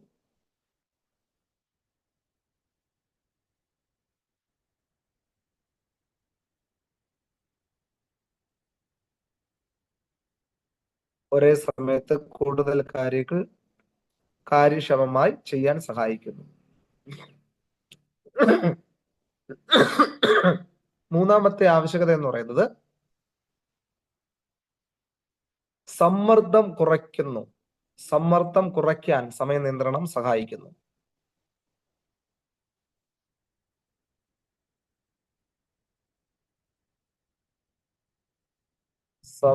സമ്മർദ്ദം കുറയ്ക്കാൻ സമയ നിയന്ത്രണം സഹായിക്കുന്നു. ഇത് നമ്മൾ നേരത്തെ ഡിസ്കസ് ചെയ്ത ഒരു പോയിന്റ് ആണ്.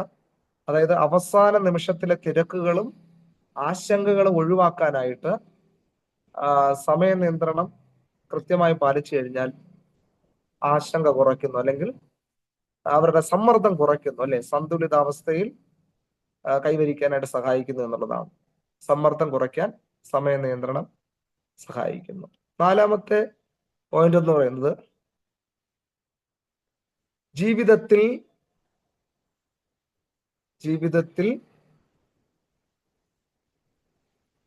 സമതുലിതാവസ്ഥ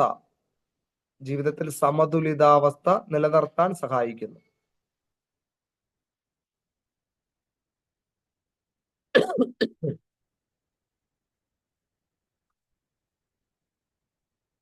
ഓക്കെ, എന്ന് പറഞ്ഞാൽ ജോലി, കുടുംബം, വിശ്രമം, ആത്മീയ ജീവിതം എന്നിവയ്ക്കിടയിൽ ഒരു തുലനം സൃഷ്ടിക്കുന്ന ഒരു അവസ്ഥയാണ്. സമയ നിയന്ത്രണം കൃത്യതയുള്ള ഒരു വ്യക്തിക്ക് ജീവിതത്തിൽ സമതുലിതാവസ്ഥ നിലനിർത്താനായിട്ട് കഴിയും. ജോലിയിൽ, കുടുംബജീവിതത്തിൽ, വിശ്രമത്തിൽ, ആത്മീയ ജീവിതത്തിൽ. ഓക്കെ, വേണമെങ്കിൽ ബ്രാക്കറ്റിൽ അത് എഴുതിയിരുന്നാൽ മതി. ജോലി, കുടുംബം, വിശ്രമം, ആത്മീയ ജീവിതം.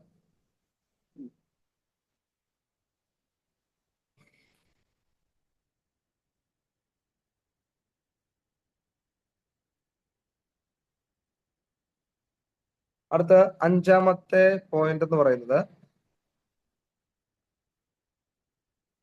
വ്യക്തിയിൽ ആത്മനിയന്ത്രണവും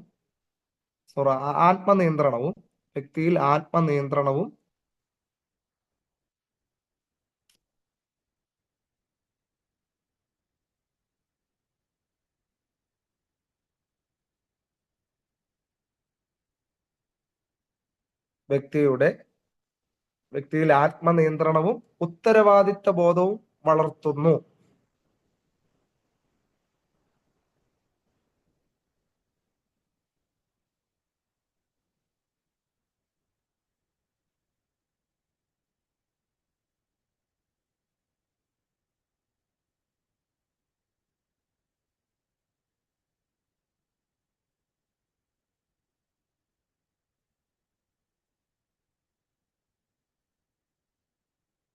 ഓക്കെ, ആറാമത്തെ പോയിന്റ് എന്ന് പറയുന്നത് സമയം പാഴാക്കുന്നത് ഒഴിവാക്കുന്നു.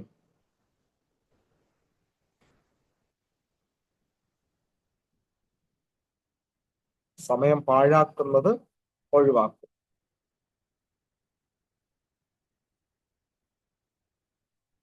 എന്ന് പറഞ്ഞാൽ അനാവശ്യ പ്രവർത്തനങ്ങളിൽ ഏർപ്പെടാനായിട്ട് നമ്മൾ ഉത്തരവാദിത്വത്തോടുകൂടി ഒരു കാര്യം നമ്മൾ ചെയ്യുമ്പോൾ അനാവശ്യ കാര്യങ്ങൾ ഇടപെടാനായിട്ടുള്ള ടൈം ഇല്ലാതെ വരുന്നു എന്നുള്ളതാണ് പ്രധാന കാര്യം. സമയം പാഴാക്കുന്നത് ഒഴിവാക്കാൻ സഹായിക്കുന്നു. അവസാനമായിട്ട് 7, വിജയകരമായ ജീവിതത്തിനായി സമയ നിയന്ത്രണം സഹായിക്കുന്നു. വിജയകരമായ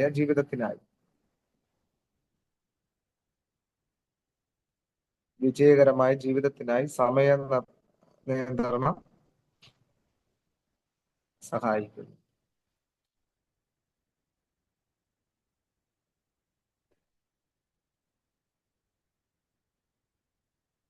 അതിന് ഡെഫിനിഷനായിട്ട് നമ്മൾ നേരത്തെ എഴുതി. ചെയ്യേണ്ട കാര്യങ്ങൾ ശരിയായ സമയത്ത് ശരിയായ രീതിയിൽ ഉപയോഗിച്ചാൽ ജീവിതത്തിൽ വിജയം കൈവരിക്കുവാൻ, അല്ലെങ്കിൽ ജീവിതത്തിൽ മുന്നേറുവാൻ കഴിയുമെന്നുള്ളതാണ്. സമയം ശരിയായി ഉപയോഗിക്കുന്നവർ ജീവിതത്തിൽ മുന്നേറുന്നു എന്നുള്ളതാണ്. നമുക്ക് ഒത്തിരി ഉദാഹരണങ്ങളൊക്കെ പറയാനായിട്ട് കഴിയും, അല്ലേ? നമ്മുടെ മുൻ പ്രസിഡന്റ് ആയിരുന്ന APJ അബ്ദുൽ കലാം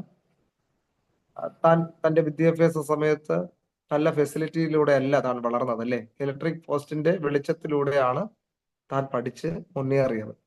അപ്പോൾ നമ്മുടെ ഇന്ത്യയിലെ പ്രധാനപ്പെട്ട ഒരു വ്യക്തിയായി, പൗരനായിട്ട് മാറി. അപ്പോൾ സമയം താൻ ശരിയായ രീതിയിൽ ഉപയോഗിച്ചത് കൊണ്ടാണ്, അല്ലേ?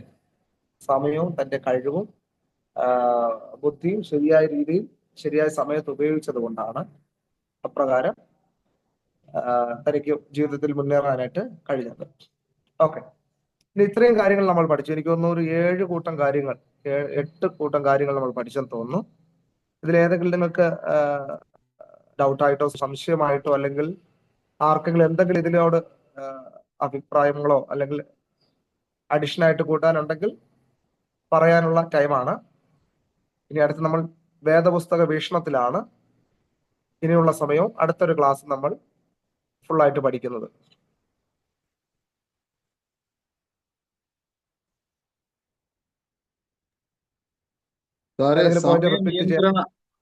സമയ നിയന്ത്രണ രീതികൾ എന്ന് പറഞ്ഞ് 2 പോയിന്റ് പറഞ്ഞു. അത് കഴിഞ്ഞ് സാർ എന്തുവാ പറഞ്ഞേ? അതിന്റെ ആദ്യത്തെ പോയിന്റും അതിന്റെ ഹെഡിങ്ങും ഒന്ന് പറയാം. ഓക്കെ ഓക്കെ ഓക്കെ, ഒരു മിനിറ്റ്.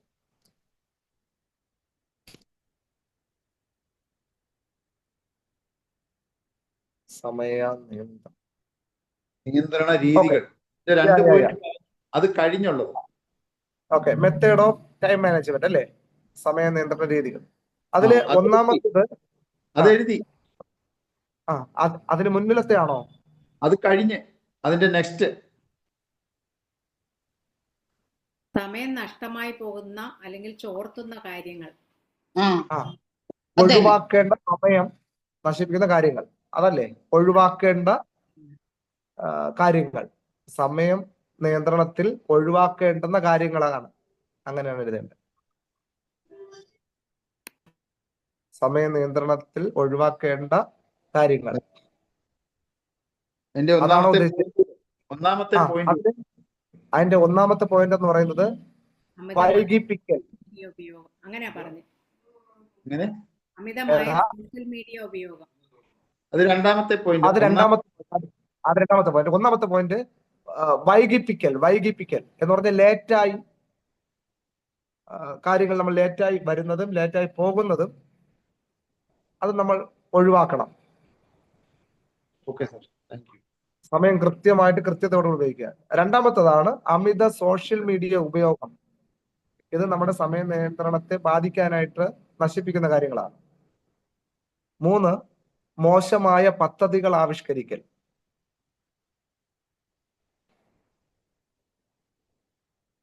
ഓക്കെ, അപ്പോ 4ാമത്തെ പോയിന്റാണ് ഒരേ സമയം പല കാര്യങ്ങൾ ചെയ്യൽ. ഒരേ സമയത്തിന് പല കാര്യങ്ങൾ ഏർപ്പെടുന്നത്. അപ്പോൾ ചിലരെ സംബന്ധിച്ചിടത്തോളം ആ കാര്യങ്ങൾ ഉത്തരവാദിത്തോടെ ചെയ്യാൻ പറ്റും, പക്ഷേ എല്ലാവർക്കും അത് ചെയ്യാൻ പറ്റത്തില്ല. അങ്ങനെ ഒരേ സമയം തന്നെ പല കാര്യങ്ങളിൽ ഏർപ്പെടുന്നതുകൊണ്ട് ഒന്നും സക്സസ് ആയിട്ട് ചെയ്യാനായിട്ട് കഴിയുകയില്ല. അത് സമയ നിയന്ത്രണത്തെ ബാധിക്കും. പിന്നെ വ്യക്തമായ ലക്ഷ്യങ്ങളുടെ അഭാവം. എന്താണ് ചെയ്യുന്നത് എന്നുള്ള ഒരു ലക്ഷ്യം വ്യക്തിക്കില്ല. നമ്മൾ പറഞ്ഞ പോലെ ചിലരെ സംബന്ധിച്ച് എപ്പോഴും തിരക്കാണ്, ബിസിയാണ്. എന്താണ് ബിസി എന്ന് ചോദിച്ചു കഴിഞ്ഞാൽ അവർക്ക് പറയാനില്ല. എന്ന് പറഞ്ഞാൽ വ്യക്തമായ ലക്ഷ്യങ്ങളില്ല അല്ലേ. രാവിലെ എഴുന്നേൽക്കുന്നു, പോകുന്നു, വരുന്നു. എന്താണ് ലക്ഷ്യം, എവിടെ പോകുന്നു, എന്ത് ചെയ്യുന്നു എന്നുള്ള എപ്പോഴും തിരക്കാണ് ആള്. ഓക്കെ, കിട്ടിയായിരുന്നോ? അത്രയും പോയിന്റ് ആണ് പറഞ്ഞത്. Okay sir, thank you. Okay okay.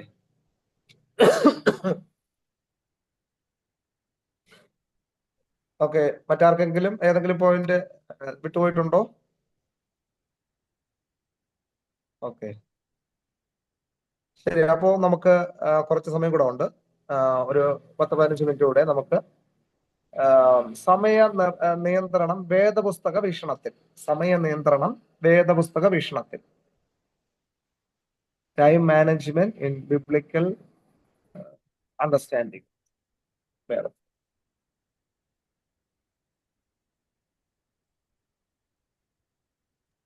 വേദപുസ്തക വീക്ഷണത്തിൽ. ആധാരമായിട്ടൊരു വേദവാക്യം വായിക്കാമോ? കൊലോസ്യർക്ക് എഴുതിയ ലേഖനം 4-ാം അധ്യായം അതിന്റെ 5-ാമത്തെ വാക്യം. 5ഉം 6ഉം വായിക്കാം. സമയം തക്കത്തിൽ ഉപയോഗിച്ചുകൊണ്ട് പുറത്തുള്ളവരോട് ജ്ഞാനത്തോടെ പെരുമാറുവിൻ. ഓരോരുത്തരോട് നിങ്ങൾ എങ്ങനെ ഉത്തരം പറയണമെന്ന് അറിയേണ്ടതിന് നിങ്ങളുടെ വാക്ക് എപ്പോഴും കൃപയോട് കൂടിയതും ഉപ്പിനാൽ രുചി വരുത്തിയതും ആയിരിക്കട്ടെ. ഓക്കെ, അപ്പോ ഇവിടെ വളരെ വ്യക്തമായിട്ട് വേദപുസ്തകം പറയുകയാണ് സമയം തക്കത്തിൽ ഉപയോഗിക്കണം എന്നുള്ളതാണ് അല്ലെ. അപ്പോസ്തലനായ പൗലോസ് തിമോഥെയോസിലും പറയുന്നു, സമയത്തിലും അസമയത്തിലും ഒരുങ്ങിയിരിക്കണം എന്നല്ലേ. വചനം പ്രസംഗിക്കാനായിട്ട്. ഓക്കെ, അപ്പോ നമ്മൾ ബേസിക് ആയിട്ട് ഇനി പഠിക്കാം. അപ്പോ വേദപുസ്തകത്തിന്റെ പ്രകാരം നമ്മൾ ആദ്യമായിട്ട് ആദ്യത്തെ സെന്റൻസ് എഴുതിയതുപോലെ സമയം ദൈവത്തിന്റെ ദാനമാണ്, അല്ലെ? It is A gift of God. Time is A gift of God. ദൈവത്തിന്റെ വേദപുസ്തക അടിസ്ഥാനത്തിൽ സമയം ദൈവത്തിന്റെ ദാനമാണ്. അതിനെ വളരെ ജ്ഞാനത്തോടെയും ഉത്തരവാദിത്തോടെയും ഉപയോഗിക്കണമെന്ന് വേദപുസ്തകം നമ്മെ പഠിപ്പിക്കുന്നു.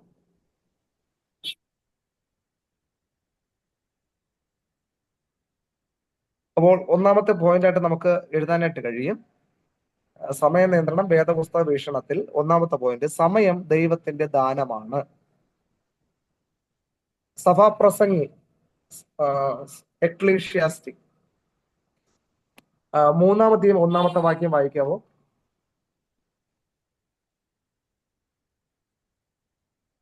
എല്ലാറ്റിനും ഒരു സമയമുണ്ട്, ആകാശത്തിന് കീഴിലുള്ള സകല കാര്യത്തിനും ഒരു കാലമുണ്ട്. റെഫറൻസ് ഒന്നുകൂടെ പറഞ്ഞേ സാറേ. സഭാപ്രസംഗി സഭാപ്രസംഗി 3-ാം അധ്യായം അതിന്റെ 1 മുതലുള്ള വാക്യമാണ്. 1 മുതലുള്ള വാക്യമാണ്. എക്ലേഷ്യാസ്റ്റിക്സ് ചാപ്റ്റർ 3 വേഴ്സ് 1 ഫോളോയിങ്. അവിടെ എ ടൈം ഫോർ എവരിത്തിങ്, അല്ലെ? എല്ലാറ്റിനും ഒരു ടൈം, ഒരു കാലം ഉണ്ടെന്ന്. അതിന്റെ പ്രാരംഭ വാക്യമാണ് വായിച്ചു കേട്ടത്. എല്ലാറ്റിനും ഒരു സമയമുണ്ട്, ആകാശത്തിന് കീഴിലുള്ള സകല കാര്യത്തിന് ഒരു കാലമുണ്ട്. ജനിക്കാനൊരു കാലം, മരിക്കുവാനൊരു കാലം, നടുവാനൊരു കാലം, അല്ലെ? അങ്ങനെ തുടങ്ങി.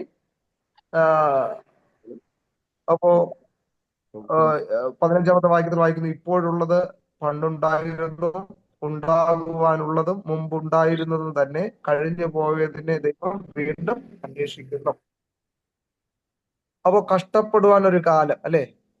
നമ്മൾ നമ്മുടെ സംസാരത്തിലൊക്കെ പറയും, അല്ലെ? ഈ കാലവും മാറിപ്പോവും, അല്ലെ? നല്ലൊരു കാലം വരും. അപ്പോ അങ്ങനെ നോക്കുകയാണെങ്കിൽ സമയം ദൈവത്തിന്റെ ദാനമാണ്. എല്ലാവർക്കും എല്ലാ കാര്യങ്ങൾക്കും ആകാശത്തിന് കീഴിൽ ഒരു സമയമുണ്ടെന്നുള്ളതാണ്. അപ്പോ സമയം വ്യക്തമായിട്ട് ശരിയായ രീതിയിൽ വിനിയോഗിക്കേണ്ടത് നമ്മുടെ ദൗത്യമാണ്. അപ്പോൾ ഈ ബൈബിൾ വീക്ഷണത്തിൽ ഒരു കാര്യം വ്യക്തമാണ്, സമയം നമ്മുടെ സ്വന്തമല്ല, അല്ലെ? നമ്മൾ പറഞ്ഞ വാക്കും കഴിഞ്ഞു പോയ സമയം ഒരിക്കലും തിരിച്ചു വരുന്നില്ല.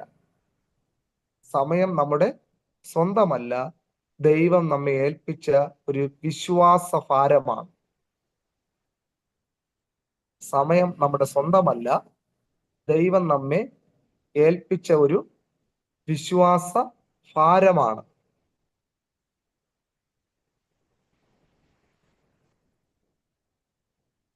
വിശ്വാസഭാരം എന്ന് പറഞ്ഞു.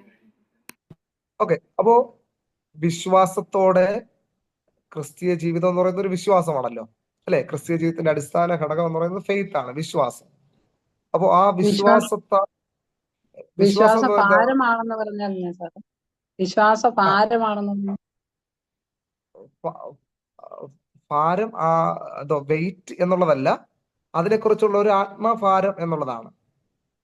ഓക്കെ, അപ്പൊ വിശ്വാസത്താൽ നമ്മൾ ഈ സമയത്ത് നമ്മൾ അതിനെക്കുറിച്ചുള്ള ഒരു ഭാരം, അല്ലെ, എന്നതാണ് അവിടെ ഉദ്ദേശിക്കുന്നത്. അതായത് ഓരോ സമയവും ദൈവത്തിന്റെ ദാനമാണ്. അത് വിശ്വാസത്താൽ നമ്മൾ അതിനെ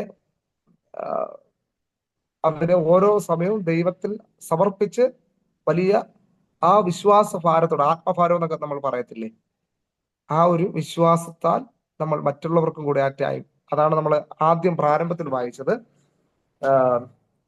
സമയം തക്കത്തിൽ ഉപയോഗിച്ചുകൊണ്ട്, ഇത് ദുഷ്കാലമാകിയാൽ സമയം തക്കത്തിൽ ഉപയോഗിച്ചുകൊണ്ട് പുറത്തുള്ളവരോട് ജ്ഞാനത്തോടെ സംസാരിക്കണം, അല്ലേ? നിങ്ങളുടെ വാക്കുകൾ ഉപ്പിനാൽ രുചി വരുത്തിയതും കൃപയോട് കൂടിയതുമായി തീരണമെന്നാണ് അവിടെ വായിക്കുന്നത്, അല്ലെ? ഓരോരുത്തരോട് നിങ്ങൾ എങ്ങനെ ഉത്തരം പറയണമെന്ന് അറിയേണ്ടത് നിങ്ങളുടെ വാക്ക് എപ്പോഴും കൃപയോട് കൂടിയതും ഉപ്പിനാൽ രുചി വരുത്തിയതുമായി തീരണമെന്നുള്ളതാണ്. അപ്പോ സമയം ദൈവത്തിന്റെ ദാനമാണ്. അതുകൊണ്ട് തന്നെ സമയം നമ്മുടെ സ്വന്തമല്ല. കഴിഞ്ഞുപോയ സമയവും നമ്മൾ പറഞ്ഞു പോയ വാക്കും നമുക്ക് ഒരിക്കലും അത് തിരിച്ചു വരുന്നില്ല എന്ന്. അപ്പോ സഭാപ്രസംഗി 3-ാം അധ്യായം അത് നിങ്ങൾ ഫ്രീ ആയിരിക്കുമ്പോൾ വായിക്കുക, വായിച്ച് മനസ്സിലാക്കുക. എല്ലാറ്റിനും ഒരു ടൈം ഉണ്ട്. Everything for A time, time for everything. ഇനി രണ്ടാമത്തെ പോയിന്റ് എന്ന് പറയുന്നത് സമയത്തെ ജ്ഞാനത്തോടെ ഉപയോഗിക്കണം. സമയത്തെ ജ്ഞാനത്തോടെ ഉപയോഗിക്കണം. സങ്കീർത്തനം 90-ാം സങ്കീർത്തനം 12-ാമത്തെ വാക്യമാണ്. സാംസ് 90 വേഴ്സ് 12.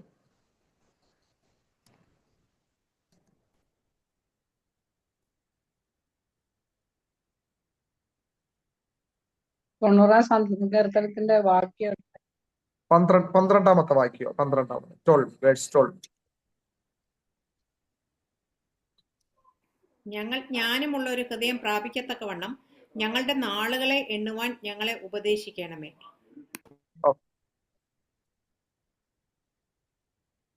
ഓക്കെ, ഈ സങ്കീർത്തനം നമുക്കറിയാം ആരാ എഴുതിയെന്നുള്ളത് അല്ലേ? മോശയാൽ എഴുതപ്പെട്ട ഒരു സങ്കീർത്തനമാണ്. അപ്പോ അവിടെ വായിക്കുകയാണ് അല്ലേ?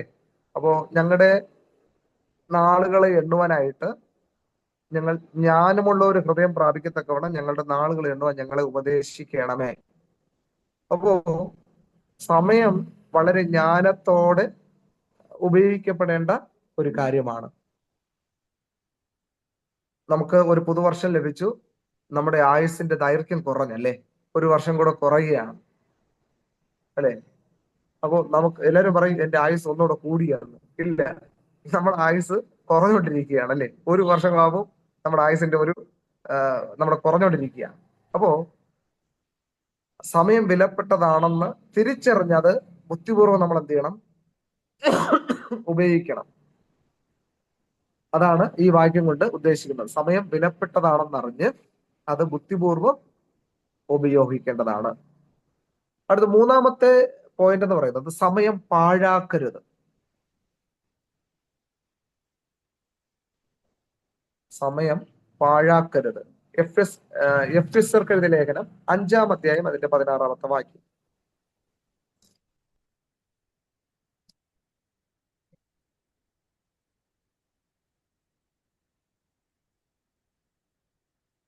എഫെസ്യർക്ക് എഴുതിയ ലേഖനം 5-ാം അധ്യായം അതിന്റെ 16-ാമത്തെ വാക്യം. ഇത് ദുഷ്കാലമാകയാൽ സമയം തക്കത്തിൽ ഉപയോഗിച്ചുകൊള്ളുവിൻ. ഓക്കെ, ഇത് ദുഷ്കാലമാകയാൽ സമയം തക്കത്തിന് ഉപയോഗിച്ചുകൊള്ളുവിൻ. അപ്പോ നമ്മൾ നേരത്തെ ഡെഫിനിഷൻ നമ്മൾ പഠിച്ചതുപോലെ ചെയ്യേണ്ട കാര്യങ്ങൾ ശരിയായ രീതിയിൽ ചെയ്യേണ്ട സമയത്ത് നമ്മൾ ശരിയായ രീതിയിൽ ചെയ്തില്ല എന്നുണ്ടെങ്കിൽ അത് നമ്മൾ കൂടുതൽ വില കൊടുക്കേണ്ടി വരും അല്ലേ? അപ്പോ അതാണ് ഇവിടെ പറയുന്നത്. അവസരങ്ങൾ നഷ്ടപ്പെടുത്താതെ നല്ല കാര്യങ്ങൾക്ക് സമയം വിനിയോഗിക്കണം അല്ലെ? ചിലരൊക്കെ 1-2 പേരൊക്കെ എന്നോട് പറഞ്ഞിട്ടുള്ളവരുണ്ട്. ഓക്കെ, നിങ്ങളുടെയൊക്കെ സമയത്ത് പഠിക്കേണ്ട സമയത്ത് പഠിച്ചിരുന്നെങ്കിൽ ഇതുപോലെ കഷ്ടപ്പെടേണ്ട വരത്തില്ലായിരുന്നു എന്ന്. ഓക്കെ, അപ്പോ എന്റെ സ്നേഹിതരായിട്ടുള്ള വ്യക്തികൾ എന്നോട് പറഞ്ഞിട്ടുണ്ട്, നിങ്ങളൊക്കെ നല്ല നിലയിലൊക്കെ എത്തിയല്ലോ. ഞങ്ങള് സ്കൂൾ ടൈമില് ക്ലാസ്സിലും കയറാതെ അപ്പനമ്മയും ഒക്കെ തരുന്ന പൈസയും ഐസ്ക്രീമും കുടിച്ചു മറ്റു കാര്യങ്ങളൊക്കെ ചെയ്ത് അങ്ങ് നടന്നു. ആ സമയത്ത് പഠിച്ചിരുന്നെങ്കിൽ ഇപ്പൊ ഇങ്ങനെ കറങ്ങി തിരിഞ്ഞ് നടക്കേണ്ട വരത്തില്ലായിരുന്നു. അപ്പോ സമയം പാഴാക്കരുത് എന്നുള്ളതാണ്. എഫെസ്യർക്ക് എഴുതിയ ലേഖനം 5-ാം അധ്യായം 16-ാമത്തെ വാക്യമാണ്. അവസരങ്ങൾ നഷ്ടപ്പെടുത്താതെ നല്ല കാര്യങ്ങൾക്ക് സമയം എന്ത് ചെയ്യണം? വിനിയോഗിക്കണം. ഒരു പഴമൊഴി ഉണ്ടല്ലോ അല്ലെ? സമ്പത്ത് കാലത്ത് കാപത്ത് വച്ചാൽ ആപത്ത് കാല സോറി ദൈവത്ത് വെച്ചാൽ ആപത്ത് എങ്ങനെയാണ്? ആപത്ത് തിന്നാം. സമ്പത്ത് കാലത്ത് ദൈവത്ത് വെച്ചാൽ ആപത്ത് കാലത്ത് കാലത്ത് കഴിക്കും. കാപത്ത് തിന്നാം. അതെ, കാപത്ത് തിന്നാം. ഓക്കെ, അതെ. അപ്പോ അതാണല്ലേ? അപ്പൊ നമ്മൾ അത് കൃഷിയാണെങ്കിലും നമ്മൾ പഠിക്കേണ്ട സമയത്താണെങ്കിലും അല്ലെങ്കിൽ ജോലി സാമ്പത്തികമായിട്ടുള്ള സ്വരൂപിക്കേണ്ട സമയമാണെങ്കിലും അല്ലെ, നമ്മൾ എല്ലാത്തിനും ഒരു ടൈം ഉണ്ടെന്നുള്ളതാണ് അല്ലെ? നമ്മൾ മനുഷ്യൻ ചിന്തിക്കുന്നത് ഞാൻ എപ്പോഴും ഇതുപോലെ തന്നെ ആയിരിക്കും എന്നുള്ളതാണ്. പക്ഷെ അങ്ങനെയല്ല, എല്ലാറ്റിനും ഒരു ടൈം ഉണ്ടല്ലേ? പൈസ ഉണ്ടാക്കാൻ ഒരു ടൈം, പൈസ ഉണ്ടാക്കിയത് നഷ്ടപ്പെടാൻ ഒരു ടൈം, പിന്നെ കൂട്ടി വെക്കാൻ ഒരു ടൈം, അത് ചെലവായി പോകാൻ ഒരു ടൈം അല്ലേ? നമ്മുടെ പഴയ ആരോഗ്യമൊക്കെ അല്ലെങ്കിൽ ഒരു 5 വർഷത്തെ ആരോഗ്യമൊക്കെ ഇപ്പൊ ഒന്നുമില്ല അല്ലേ? അപ്പൊ അതെല്ലാം അതാണ് ഇവിടെ പറയുന്നത്. അവസരങ്ങൾ നഷ്ടപ്പെടുത്താതെ നല്ല കാര്യങ്ങൾക്ക് സമയം വിനിയോഗിക്കണം എന്നുള്ളതാണ്. സമയം പാഴാക്കരുത്. 4-ാമത്തെ കാര്യം,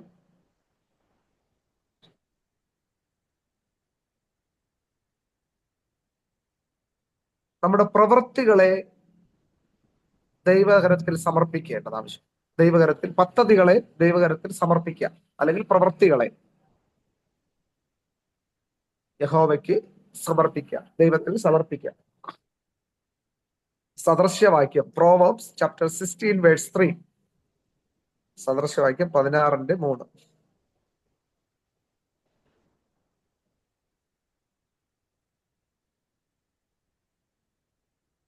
നിന്റെ പ്രവൃത്തികളെ യഹോവയ്ക്ക് സമർപ്പിക്കുക, എന്നാൽ നിന്റെ ഉദ്ദേശ്യങ്ങൾ സാധിക്കും. ഓക്കെ, അവിടെ വ്യക്തമായിട്ട് പറയുകയാണ്, നമ്മുടെ പ്രവൃത്തികളെ ദൈവത്തിങ്കിലേക്ക് സമർപ്പിച്ചു കഴിഞ്ഞാൽ നമ്മുടെ ഉദ്ദേശമെല്ലാം സാധിക്കാനായിട്ടിടയാകും. അപ്പോ ഈ വാക്യം കൊണ്ട് ഉദ്ദേശിക്കുന്നത്, ദൈവത്തെ ആശ്രയിച്ചുള്ള പദ്ധതിയിടൽ നല്ല സമയ നിയന്ത്രണത്തിലേക്ക് നയിക്കും. ദൈവത്തെ ആശ്രയിച്ചുള്ള പദ്ധതിയിടൽ നല്ല സമയ നിയന്ത്രണത്തിലേക്ക് നയിക്കുന്നു.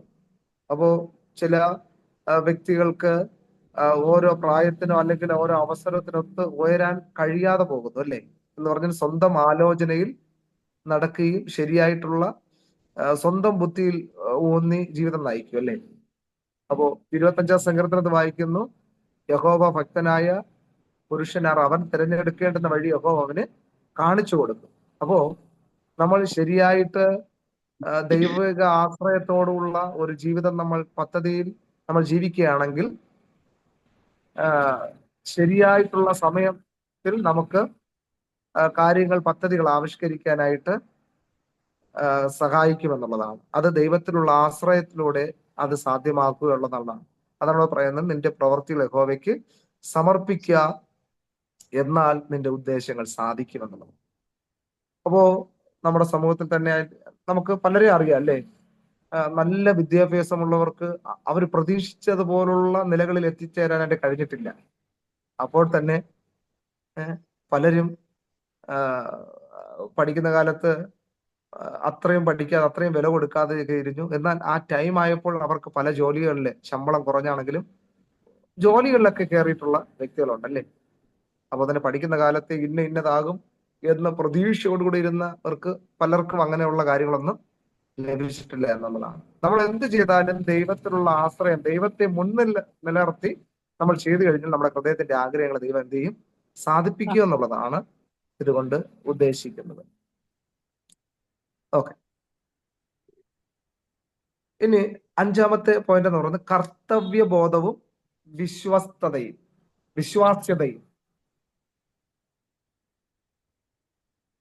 സമയ നിയന്ത്രണം ബൈബിൾ വീക്ഷണത്തിൽ കർത്തവ്യബോധവും വിശ്വാസ്യതയും വർദ്ധിപ്പിക്കുന്നു. കർത്തവ്യബോധവും വിശ്വാസ്യതയും. ലൂക്കോസ് എഴുതിയ സുവിശേഷം 16:10 വായിക്കാമോ? ലൂക്കോസ് 16:10.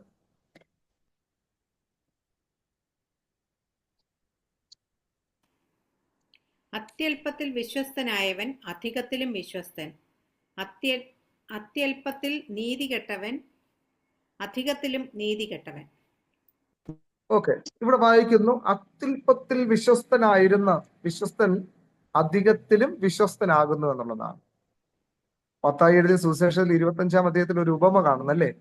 ഒരു യജമാനന് 3 ദാസന്മാരെ വിളിച്ചിട്ട് തന്റെ താലന്തുകൾ അല്ലെങ്കിൽ തന്റെ പ്രോപ്പർട്ടികൾ അവിടെ ഡിവൈഡ് ചെയ്ത് കൊടുക്കുകയാണല്ലോ. ഒരുവൻ 5 താലന്ത്, മറ്റൊരുവന് 2 താലന്ത്, മറ്റൊരുവന് 1 താലന്ത്, അല്ലേ? അപ്പോ 5 താലന്ത് കിട്ടിയവനും 2 താലന്ത് കിട്ടിയവനും പോയി വളരെ വിശ്വസ്തയോടുകൂടെ അവർ വ്യാപാരം ചെയ്തു. എല്ലാവർക്കും ഒരേ ടൈമാണ് കൊടുത്തത്, അല്ലേ? പക്ഷേ 1 താലന്ത് കിട്ടിയവന് വേണമെങ്കിൽ അത്രയും റിസ്ക് ഇല്ലായിരുന്നു, ഒത്തിരി കാര്യങ്ങൾ തനിക്ക് വേണമെങ്കിൽ ചെയ്യാമായിരുന്നു. പക്ഷെ 5 താലന്ത് കിട്ടിയവൻ അത്രയും ഹാർഡ് വർക്ക് ചെയ്താണ് 5 താലന്തും കൂടെ കിട്ടിയത്. അപ്പൊ ഒരേ ടൈമിൽ യജമാനൻ ഇവരെ 3 പേരെയും വിളിച്ചിട്ട് പറയുകയാണ്. അപ്പോൾ 5 താലന്തും 2 താലന്തും ലഭിച്ചവര് വളരെ ഭയഭക്തിയോടുകൂടി യജമാന്റെ അടുക്കൽ വന്നു, അങ്ങ് 5 താലന്തല്ലേ ഏൽപ്പിച്ചത്, 2 താലന്തല്ലേ ഏൽപ്പിച്ചു, ഞങ്ങൾ അതിനെ വർദ്ധിപ്പിച്ച് ഇരട്ടിയാക്കിയിരിക്കുന്നു എന്ന് പറഞ്ഞു. യജമാനൻ പറയുകയാണ്, നല്ലവനും വിശ്വസ്തനുമായ ദാസനെ, നിങ്ങൾ അല്പത്തിൽ വിശ്വസ്തനായിരുന്നു, അധികത്തിൽ നിങ്ങളെ വിചാരകരാക്കും. പക്ഷെ ഒരു താലന്ത് ലഭിച്ചവൻ വന്നു, അവസരം നഷ്ടമാക്കി, അല്ലേ? അവിടെ ടൈം നഷ്ടമാക്കി, അലസതയുള്ള ഒരു മടിയനായ ദാസനായിരുന്നു. അവൻ പറഞ്ഞത്, അവന് ഒത്തിരി പറയാൻ ഒത്തിരി ഉണ്ടല്ലേ, നീ വിതയ്ക്കാത്തിടത്തും കൊയ്യുകയും വിതറാത്തിടത്തും ചേർക്കുകയും ചെയ്യുന്ന കഠിന മനുഷ്യനെന്ന് അറിഞ്ഞ് ഞാൻ എന്ത് ചെയ്തു, അതിനെ കൊണ്ട് ഭദ്രമായിട്ട് കുഴിച്ചിട്ട്, ഇതാ നീ തന്നത് അതുപോലെ തന്നെ പിടിച്ചോ എന്ന് പറഞ്ഞല്ലേ. അപ്പോ യജമാനന് ദേഷ്യം തോന്നി. ദുഷ്ടനും മടിയനുമായ ദാസന് എന്ന് പറഞ്ഞിട്ട് അവനെ പല്ലുകടിയും കരച്ചിലുമുള്ള അന്ധകാരത്തിലേക്ക് ഇടാനായിട്ട് പറഞ്ഞിട്ട് അവന്റെ താലന്ത് നേടിയവരെ കൊടുത്തു. അപ്പോ നമുക്ക് ദൈവം തന്നിരിക്കുന്ന, ചിലവർക്ക് പാടാനും പ്രസംഗിക്കാനായിട്ടുള്ള കഴിവുണ്ടായിരിക്കാം, ചിലർക്ക് പ്രസംഗിക്കാൻ മാത്രമുള്ള കഴിവായിരിക്കാം, ചിലവർക്ക് കാര്യങ്ങൾ ഓർഗനൈസ് ചെയ്യാനായിട്ടുള്ള കഴിവുണ്ടായിരിക്കാം, അല്ലെ? അപ്പോ വ്യത്യസ്തമായ കഴിവുകളിലൂടെ ദൈവം സൃഷ്ടിച്ചിരിക്കുകയാണ്. എന്നാൽ നമ്മുടെ കഴിവുകളെ മനസ്സിലാക്കി നമ്മൾ ദൈവം തന്നിരിക്കുന്ന പദവിയിൽ വിശ്വസ്തരായിരുന്നു കഴിഞ്ഞാൽ നമ്മുടെ സമ്പത്തിൽ, നമ്മുടെ സമയത്തിൽ, നമ്മുടെ ആരോഗ്യത്തിൽ, നമ്മുടെ പ്രവൃത്തിയിൽ ദൈവിക കാര്യങ്ങൾക്ക് മുൻതൂക്കം കൊടുത്ത് വിശ്വസ്തരായിരുന്നു കഴിഞ്ഞാൽ നമ്മെ അധികത്തിന് വിചാരണയാക്കും. നമ്മൾ ചിന്തിക്കുന്നത് എന്താണ്? ഓ, ഇത്രയും കാര്യങ്ങൾ കൊണ്ട് എനിക്ക് ഇത്രയൊക്കെ അല്ലേ ഉള്ളൂ, അതുകൊണ്ട് ഞാൻ ഇച്ചിരി കൂടെ ആകുമ്പോൾ കാര്യങ്ങൾ ചെയ്യാമെന്ന് പറഞ്ഞു കഴിഞ്ഞാൽ അവിടെ നമ്മുടെ സമയം നഷ്ടമായി പോവുകയാണ്, നമുക്ക് ഉള്ളതും കൂടെ നഷ്ടമാകും എന്നുള്ളതാണ്. അപ്പോൾ ഇവിടെ വായിക്കുന്നു, അത്യല്പത്തിൽ വിശ്വസ്തനായവൻ അധികത്തിലും വിശ്വസ്തൻ എന്നുള്ളതാണ്. അപ്പോൾ ചെറു സമയത്തിലും ചെറു കാര്യങ്ങളിലും വിശ്വസ്തരാകുക എന്നതാണ് നല്ല സമയ നിയന്ത്രണത്തിന്റെ അടയാളങ്ങൾ. സമയത്തിലും ചെറു കാര്യങ്ങളിലും വിശ്വസ്തരാകുക എന്നത് നല്ല സമയ നിയന്ത്രണത്തിന്റെ അടയാളമാണ്. ഇനി 6ാമത്തെ പോയിന്റ്,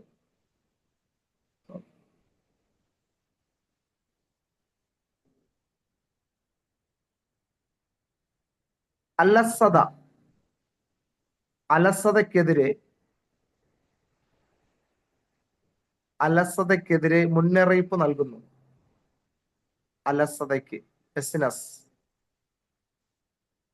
അലസതയ്ക്കെതിരെ മുന്നറിയിപ്പ് നൽകുന്നു. സദൃശവാക്യം 6:6 ഒന്ന് വായിക്കാമോ? സദൃശ 6-ാം അധ്യായം 6ാമത്തെ വാക്യം.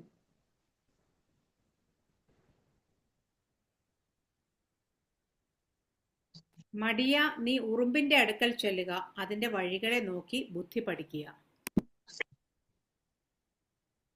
ഓക്കെ, അവിടെ ഒരു ഉദാഹരണം കാണുകയാണ്, അല്ലയോ? ഈ ഉറുമ്പിന്റെ പ്രത്യേകതയാണ്, വേനൽക്കാലത്ത് എന്ത് ചെയ്യും? ആഹാരം ശേഖരിക്കും, അല്ലേ? അത് എവിടെ ഇച്ചിരി അരി കിടപ്പുണ്ടോ, അല്ലെങ്കിൽ ഇച്ചിരി എന്തെങ്കിലും ആഹാരത്തിന്റെ അവശിഷ്ടം കിടക്കുന്നോ, അത് പോയി അവർ ഐക്യതയോടുകൂടെ, ഒരാൾക്ക് എടുക്കാൻ പറ്റിയില്ലെങ്കിലും 4 പേരായിട്ടൊക്കെ ചേർന്ന് ചെറിയ അരിമണി എടുത്തോണ്ട് പോകുന്ന കണ്ടിട്ടുണ്ടോ? അപ്പൊ ഒരു ഉറുമ്പിന് പറ്റത്തില്ല, അല്ലേ? അവർ ഐക്യതയോടെ നിന്ന് ഈ വലിയ തടിയൊക്കെ 4 പേര് ചേർന്ന് ഇങ്ങനെ തോളിൽ എടുക്കുന്നത് പോലെ 4 ഉറുമ്പുകൾ ചേർന്ന് ഒരു അരി മണി കൊണ്ടുപോകുന്ന കണ്ടിട്ടുണ്ടോ? അവരുടെ ഐക്യതയാണ്, അല്ലയോ?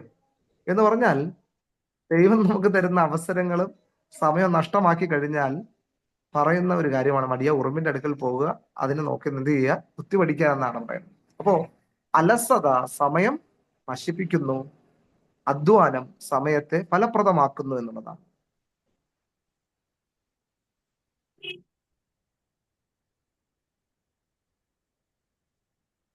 ബൈബിളിൽ ഒരു വാക്യമുണ്ടല്ലോ, കാറ്റിനെ നോക്കുന്നതിന് വിതയ്ക്കുന്നില്ല, മഴയെ നോക്കുന്നവൻ കൊയ്യുന്നില്ല എന്നെന്തോ, അല്ലേ? അങ്ങനെ ഒരു വചനമുണ്ട്. അപ്പോൾ നമ്മൾ സാഹചര്യങ്ങൾ നോക്കിയിരുന്നാൽ നമുക്ക് സാഹചര്യങ്ങൾ ചിലപ്പോൾ ഒരിക്കലും അനുകൂലമായിരിക്കുകയില്ല.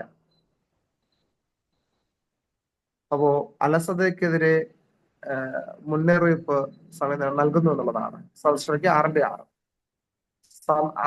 അലസത സമയം നശിപ്പിക്കുന്നു, അധ്വാനം സമയത്തെ ഫലപ്രദമാക്കുന്നു. അവസാനമായിട്ട് ഒരു പോയിന്റ് കൂടെ ഉണ്ട്, ദൈവരാജ്യത്തിന് മുൻഗണന നൽകപ്പെടുന്നു. 7ാമത്തെ പോയിന്റ്, ദൈവരാജ്യത്തിന് മുൻഗണന നൽകുന്നു. മത്തായി 6:33. മത്തായി സുവിശേഷം 6-ാം അധ്യായം 33ാമത്തെ വാക്യം.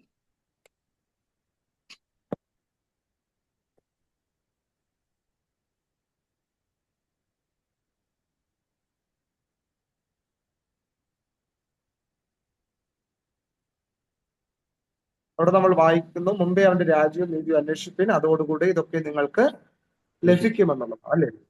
അപ്പോ ദൈവിക കാര്യങ്ങൾക്ക് ഫസ്റ്റ് പ്രയോറിറ്റി നമ്മൾ കൊടുക്കണം, അല്ലെ? എല്ലാം കഴിഞ്ഞ ശേഷം സമയമുണ്ടെങ്കിൽ മാത്രം ദൈവത്തെ ആരാധിക്കാം, പ്രാർത്ഥിക്കാം, അല്ലെങ്കിൽ നമ്മുടെ എല്ലാ ആവശ്യങ്ങളും കഴിഞ്ഞ ശേഷം മിച്ചം ഉണ്ടെങ്കിൽ ദൈവനാമത്തിന് കൊടുക്കാം എന്നുള്ളതല്ല നമ്മൾ ഫസ്റ്റ് പ്രയോറിറ്റി, അല്ലേ? അപ്പോ നമ്മുടെ സമ്പത്തിലാണെങ്കിലും നമ്മുടെ ടൈമിലാണെങ്കിലും നമ്മുടെ എല്ലാ മേഖലകളിലാണെങ്കിലും ദൈവിക കാര്യങ്ങൾക്ക് പ്രഥമമായിട്ട് നമ്മൾ മുൻഗണന നൽകണം എന്നുള്ളതാണ്. നമ്മുടെ സമയത്തിൽ ദൈവത്തിന് ആത്മീയ കാര്യങ്ങൾക്ക് മുൻഗണന നൽകണം എന്നുള്ളതാണ്. അപ്പോൾ ദൈവരാജ്യത്തിന് നമ്മൾ മുൻഗണന നൽകുക എന്നുള്ളതാണ്. ഓക്കെ.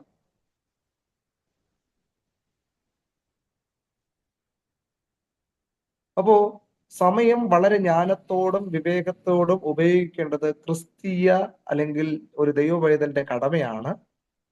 നല്ല സമയ നിയന്ത്രണം ദൈവത്തെ മഹത്വപ്പെടുത്തുന്നു. ഓക്കെ. സമയം ജ്ഞാനത്തോടെ ഉപയോഗിക്കേണ്ടത് ഓരോ വിശ്വാസിയുടെയും കടമയാണ്. നല്ല സമയ നിയന്ത്രണം ദൈവത്തെ മഹത്വപ്പെടുത്തുന്നു. അപ്പോൾ നമ്മൾ ആരോഗ്യമുള്ള സമയത്ത് ദൈവത്തെ ശക്തിയോടുകൂടി ആരാധിച്ചു കഴിഞ്ഞാൽ നമുക്ക് ആരോഗ്യം നഷ്ടപ്പെടുന്ന ഒരു സമയമുണ്ടല്ലേ? അപ്പോൾ നമുക്ക് ജീവിതത്തിൽ നല്ല സംതൃപ്തി ആയിരിക്കും. ചില പ്രായമുള്ള അമ്മമാരെ അപ്പച്ചന്മാരെ നമ്മൾ കണ്ടിട്ടില്ലേ? അവര് പറയുന്നത് കേട്ടിട്ടുണ്ടോ? എനിക്ക് ആകുന്ന സമയത്ത് ഞാൻ കർത്താവിന് വേണ്ടി ഓടി നടന്ന് പ്രവർത്തിച്ചു. വാഹനങ്ങളോ അല്ലെങ്കിൽ വെളിച്ചമോ ഒന്നും വഴി സൗകര്യങ്ങളോ ഒന്നും ഇല്ലായിരുന്ന സാഹചര്യത്ത് ആരാധനകൾക്കെല്ലാം ഓടി നടന്നു. ഇപ്പോഴും എനിക്ക് ശുശ്രൂഷയാണ്. പക്ഷെ എന്താണ്, നിങ്ങളെ പോലുള്ള യുവ സുവിശേഷകർക്ക് വേണ്ടി പ്രാർത്ഥിക്കുക എന്നുള്ളൊരു ദൗത്യം ദൈവം എനിക്ക് തന്നിരിക്കുകയാണ്. ഒരു സംതൃപ്തിയുള്ള ഒരു ജീവിതമാണ്, അല്ലേ? അപ്പോൾ ചിലരെ സംബന്ധിച്ചിടത്തോളം എനിക്ക് സുഖമുള്ള കാലത്ത് ഓടാൻ പറ്റിയില്ല, ഇപ്പോഴും എനിക്ക് ഓടാൻ താല്പര്യമുണ്ട്, അതിനുള്ള ആരോഗ്യമില്ല എന്ന് പറയുന്നവര് ഉണ്ടല്ലേ? എന്ന് പറഞ്ഞ് സമയം തക്കത്തിന് ഉപയോഗിക്കാത്തത് കൊണ്ടാണ്. ഓക്കെ. അപ്പൊ ഇത്രയും കാര്യങ്ങളാണ് ഇന്നത്തെ ക്ലാസ്സിൽ പറയാൻ ഉദ്ദേശിച്ചത്. ദൈവം സഹായിച്ചു നിങ്ങളുടെ സഹകരണത്തോടുകൂടെ ലാസ്റ്റ് പറഞ്ഞ ഒന്നുകൂടെ പറയാം സാറേ. സമയം ജ്ഞാനത്തോടെ ഉപയോഗിക്കപ്പെടുന്നത്. ഒരു മിനിറ്റ്. ഓക്കെ. സമയം ജ്ഞാനത്തോടെ ഉപയോഗിക്കേണ്ടത് ഓരോ വിശ്വാസിയുടെയും അല്ലെങ്കിൽ ഓരോ ദൈവവേദന്റെയും കടമയാണ്. നല്ല രീതിയിൽ സമയ നിയന്ത്രണം ദൈവത്തെ മഹത്വപ്പെടുത്തുന്നു. അപ്പോൾ അതും ആത്മീയതയാണ്. നമ്മൾ ദൈവം തന്നിരിക്കുന്ന സമയം നമ്മൾ നഷ്ടമാക്കിയാൽ ഉപമയിൽ പറഞ്ഞിരിക്കുന്നത് പോലെ ഒരു ദുഷ്ടദാസന് നമ്മൾ തുല്യരാകും. പക്ഷേ നമ്മൾ സമയം കൃത്യമായിട്ട് ഉപയോഗിച്ചു കഴിഞ്ഞാലും അതും ആത്മീയതയുടെ ഒരു ഭാഗമാണ്, അല്ലേ? ദൈവം തന്നിരിക്കുന്ന അവസരങ്ങൾ സമയം നമ്മൾ നഷ്ടമാക്കിയിട്ട് അയ്യോ എനിക്ക് സമയം കിട്ടിയില്ല എന്ന് പറഞ്ഞാൽ അത് ദൈവത്തോട് നമ്മൾ പാപം ചെയ്യുകയാണ്. ഓക്കെ. അപ്പോൾ സമയം ശരിയായ രീതിയിൽ ഉപയോഗിക്കുന്നതും അത് ആത്മീയതയുടെ ഒരു ലക്ഷണമാണ്. ഓക്കെ. അപ്പോൾ ഇന്നത്തെ ക്ലാസ് നിങ്ങൾക്ക് പ്രചോദനമായി എന്ന് വിശ്വസിക്കുന്നു. നമുക്കിനി ഒരു ക്ലാസ് കൂടെ ഉണ്ട്, അടുത്ത വ്യാഴാഴ്ചയും കൂടെ ഉണ്ട്. അത് കഴിഞ്ഞ് നമ്മുടെ ഗ്രാജുവേഷൻ ആണ്. അത് കഴിഞ്ഞിട്ട് നമുക്ക് പുതിയ സബ്ജക്റ്റുമായിട്ട് നമുക്ക് വീണ്ടും കാണാം. ദൈവം എല്ലാവരെയും സഹായിക്കട്ടെ. എനിക്കൊന്ന് കുറെ പേർ ഇന്ന് ക്ലാസ്സിൽ ഉണ്ടായിരുന്നു, ഏകദേശം 12 പേരുണ്ട്. ഓക്കെ. ദൈവം സഹായിട്ടെ. ജോൺ സജ പ്രാർത്ഥിക്കാമോ? നമുക്ക് പ്രാർത്ഥിച്ച് ഇന്നത്തെ ക്ലാസ് അവസാനിപ്പിക്കാം.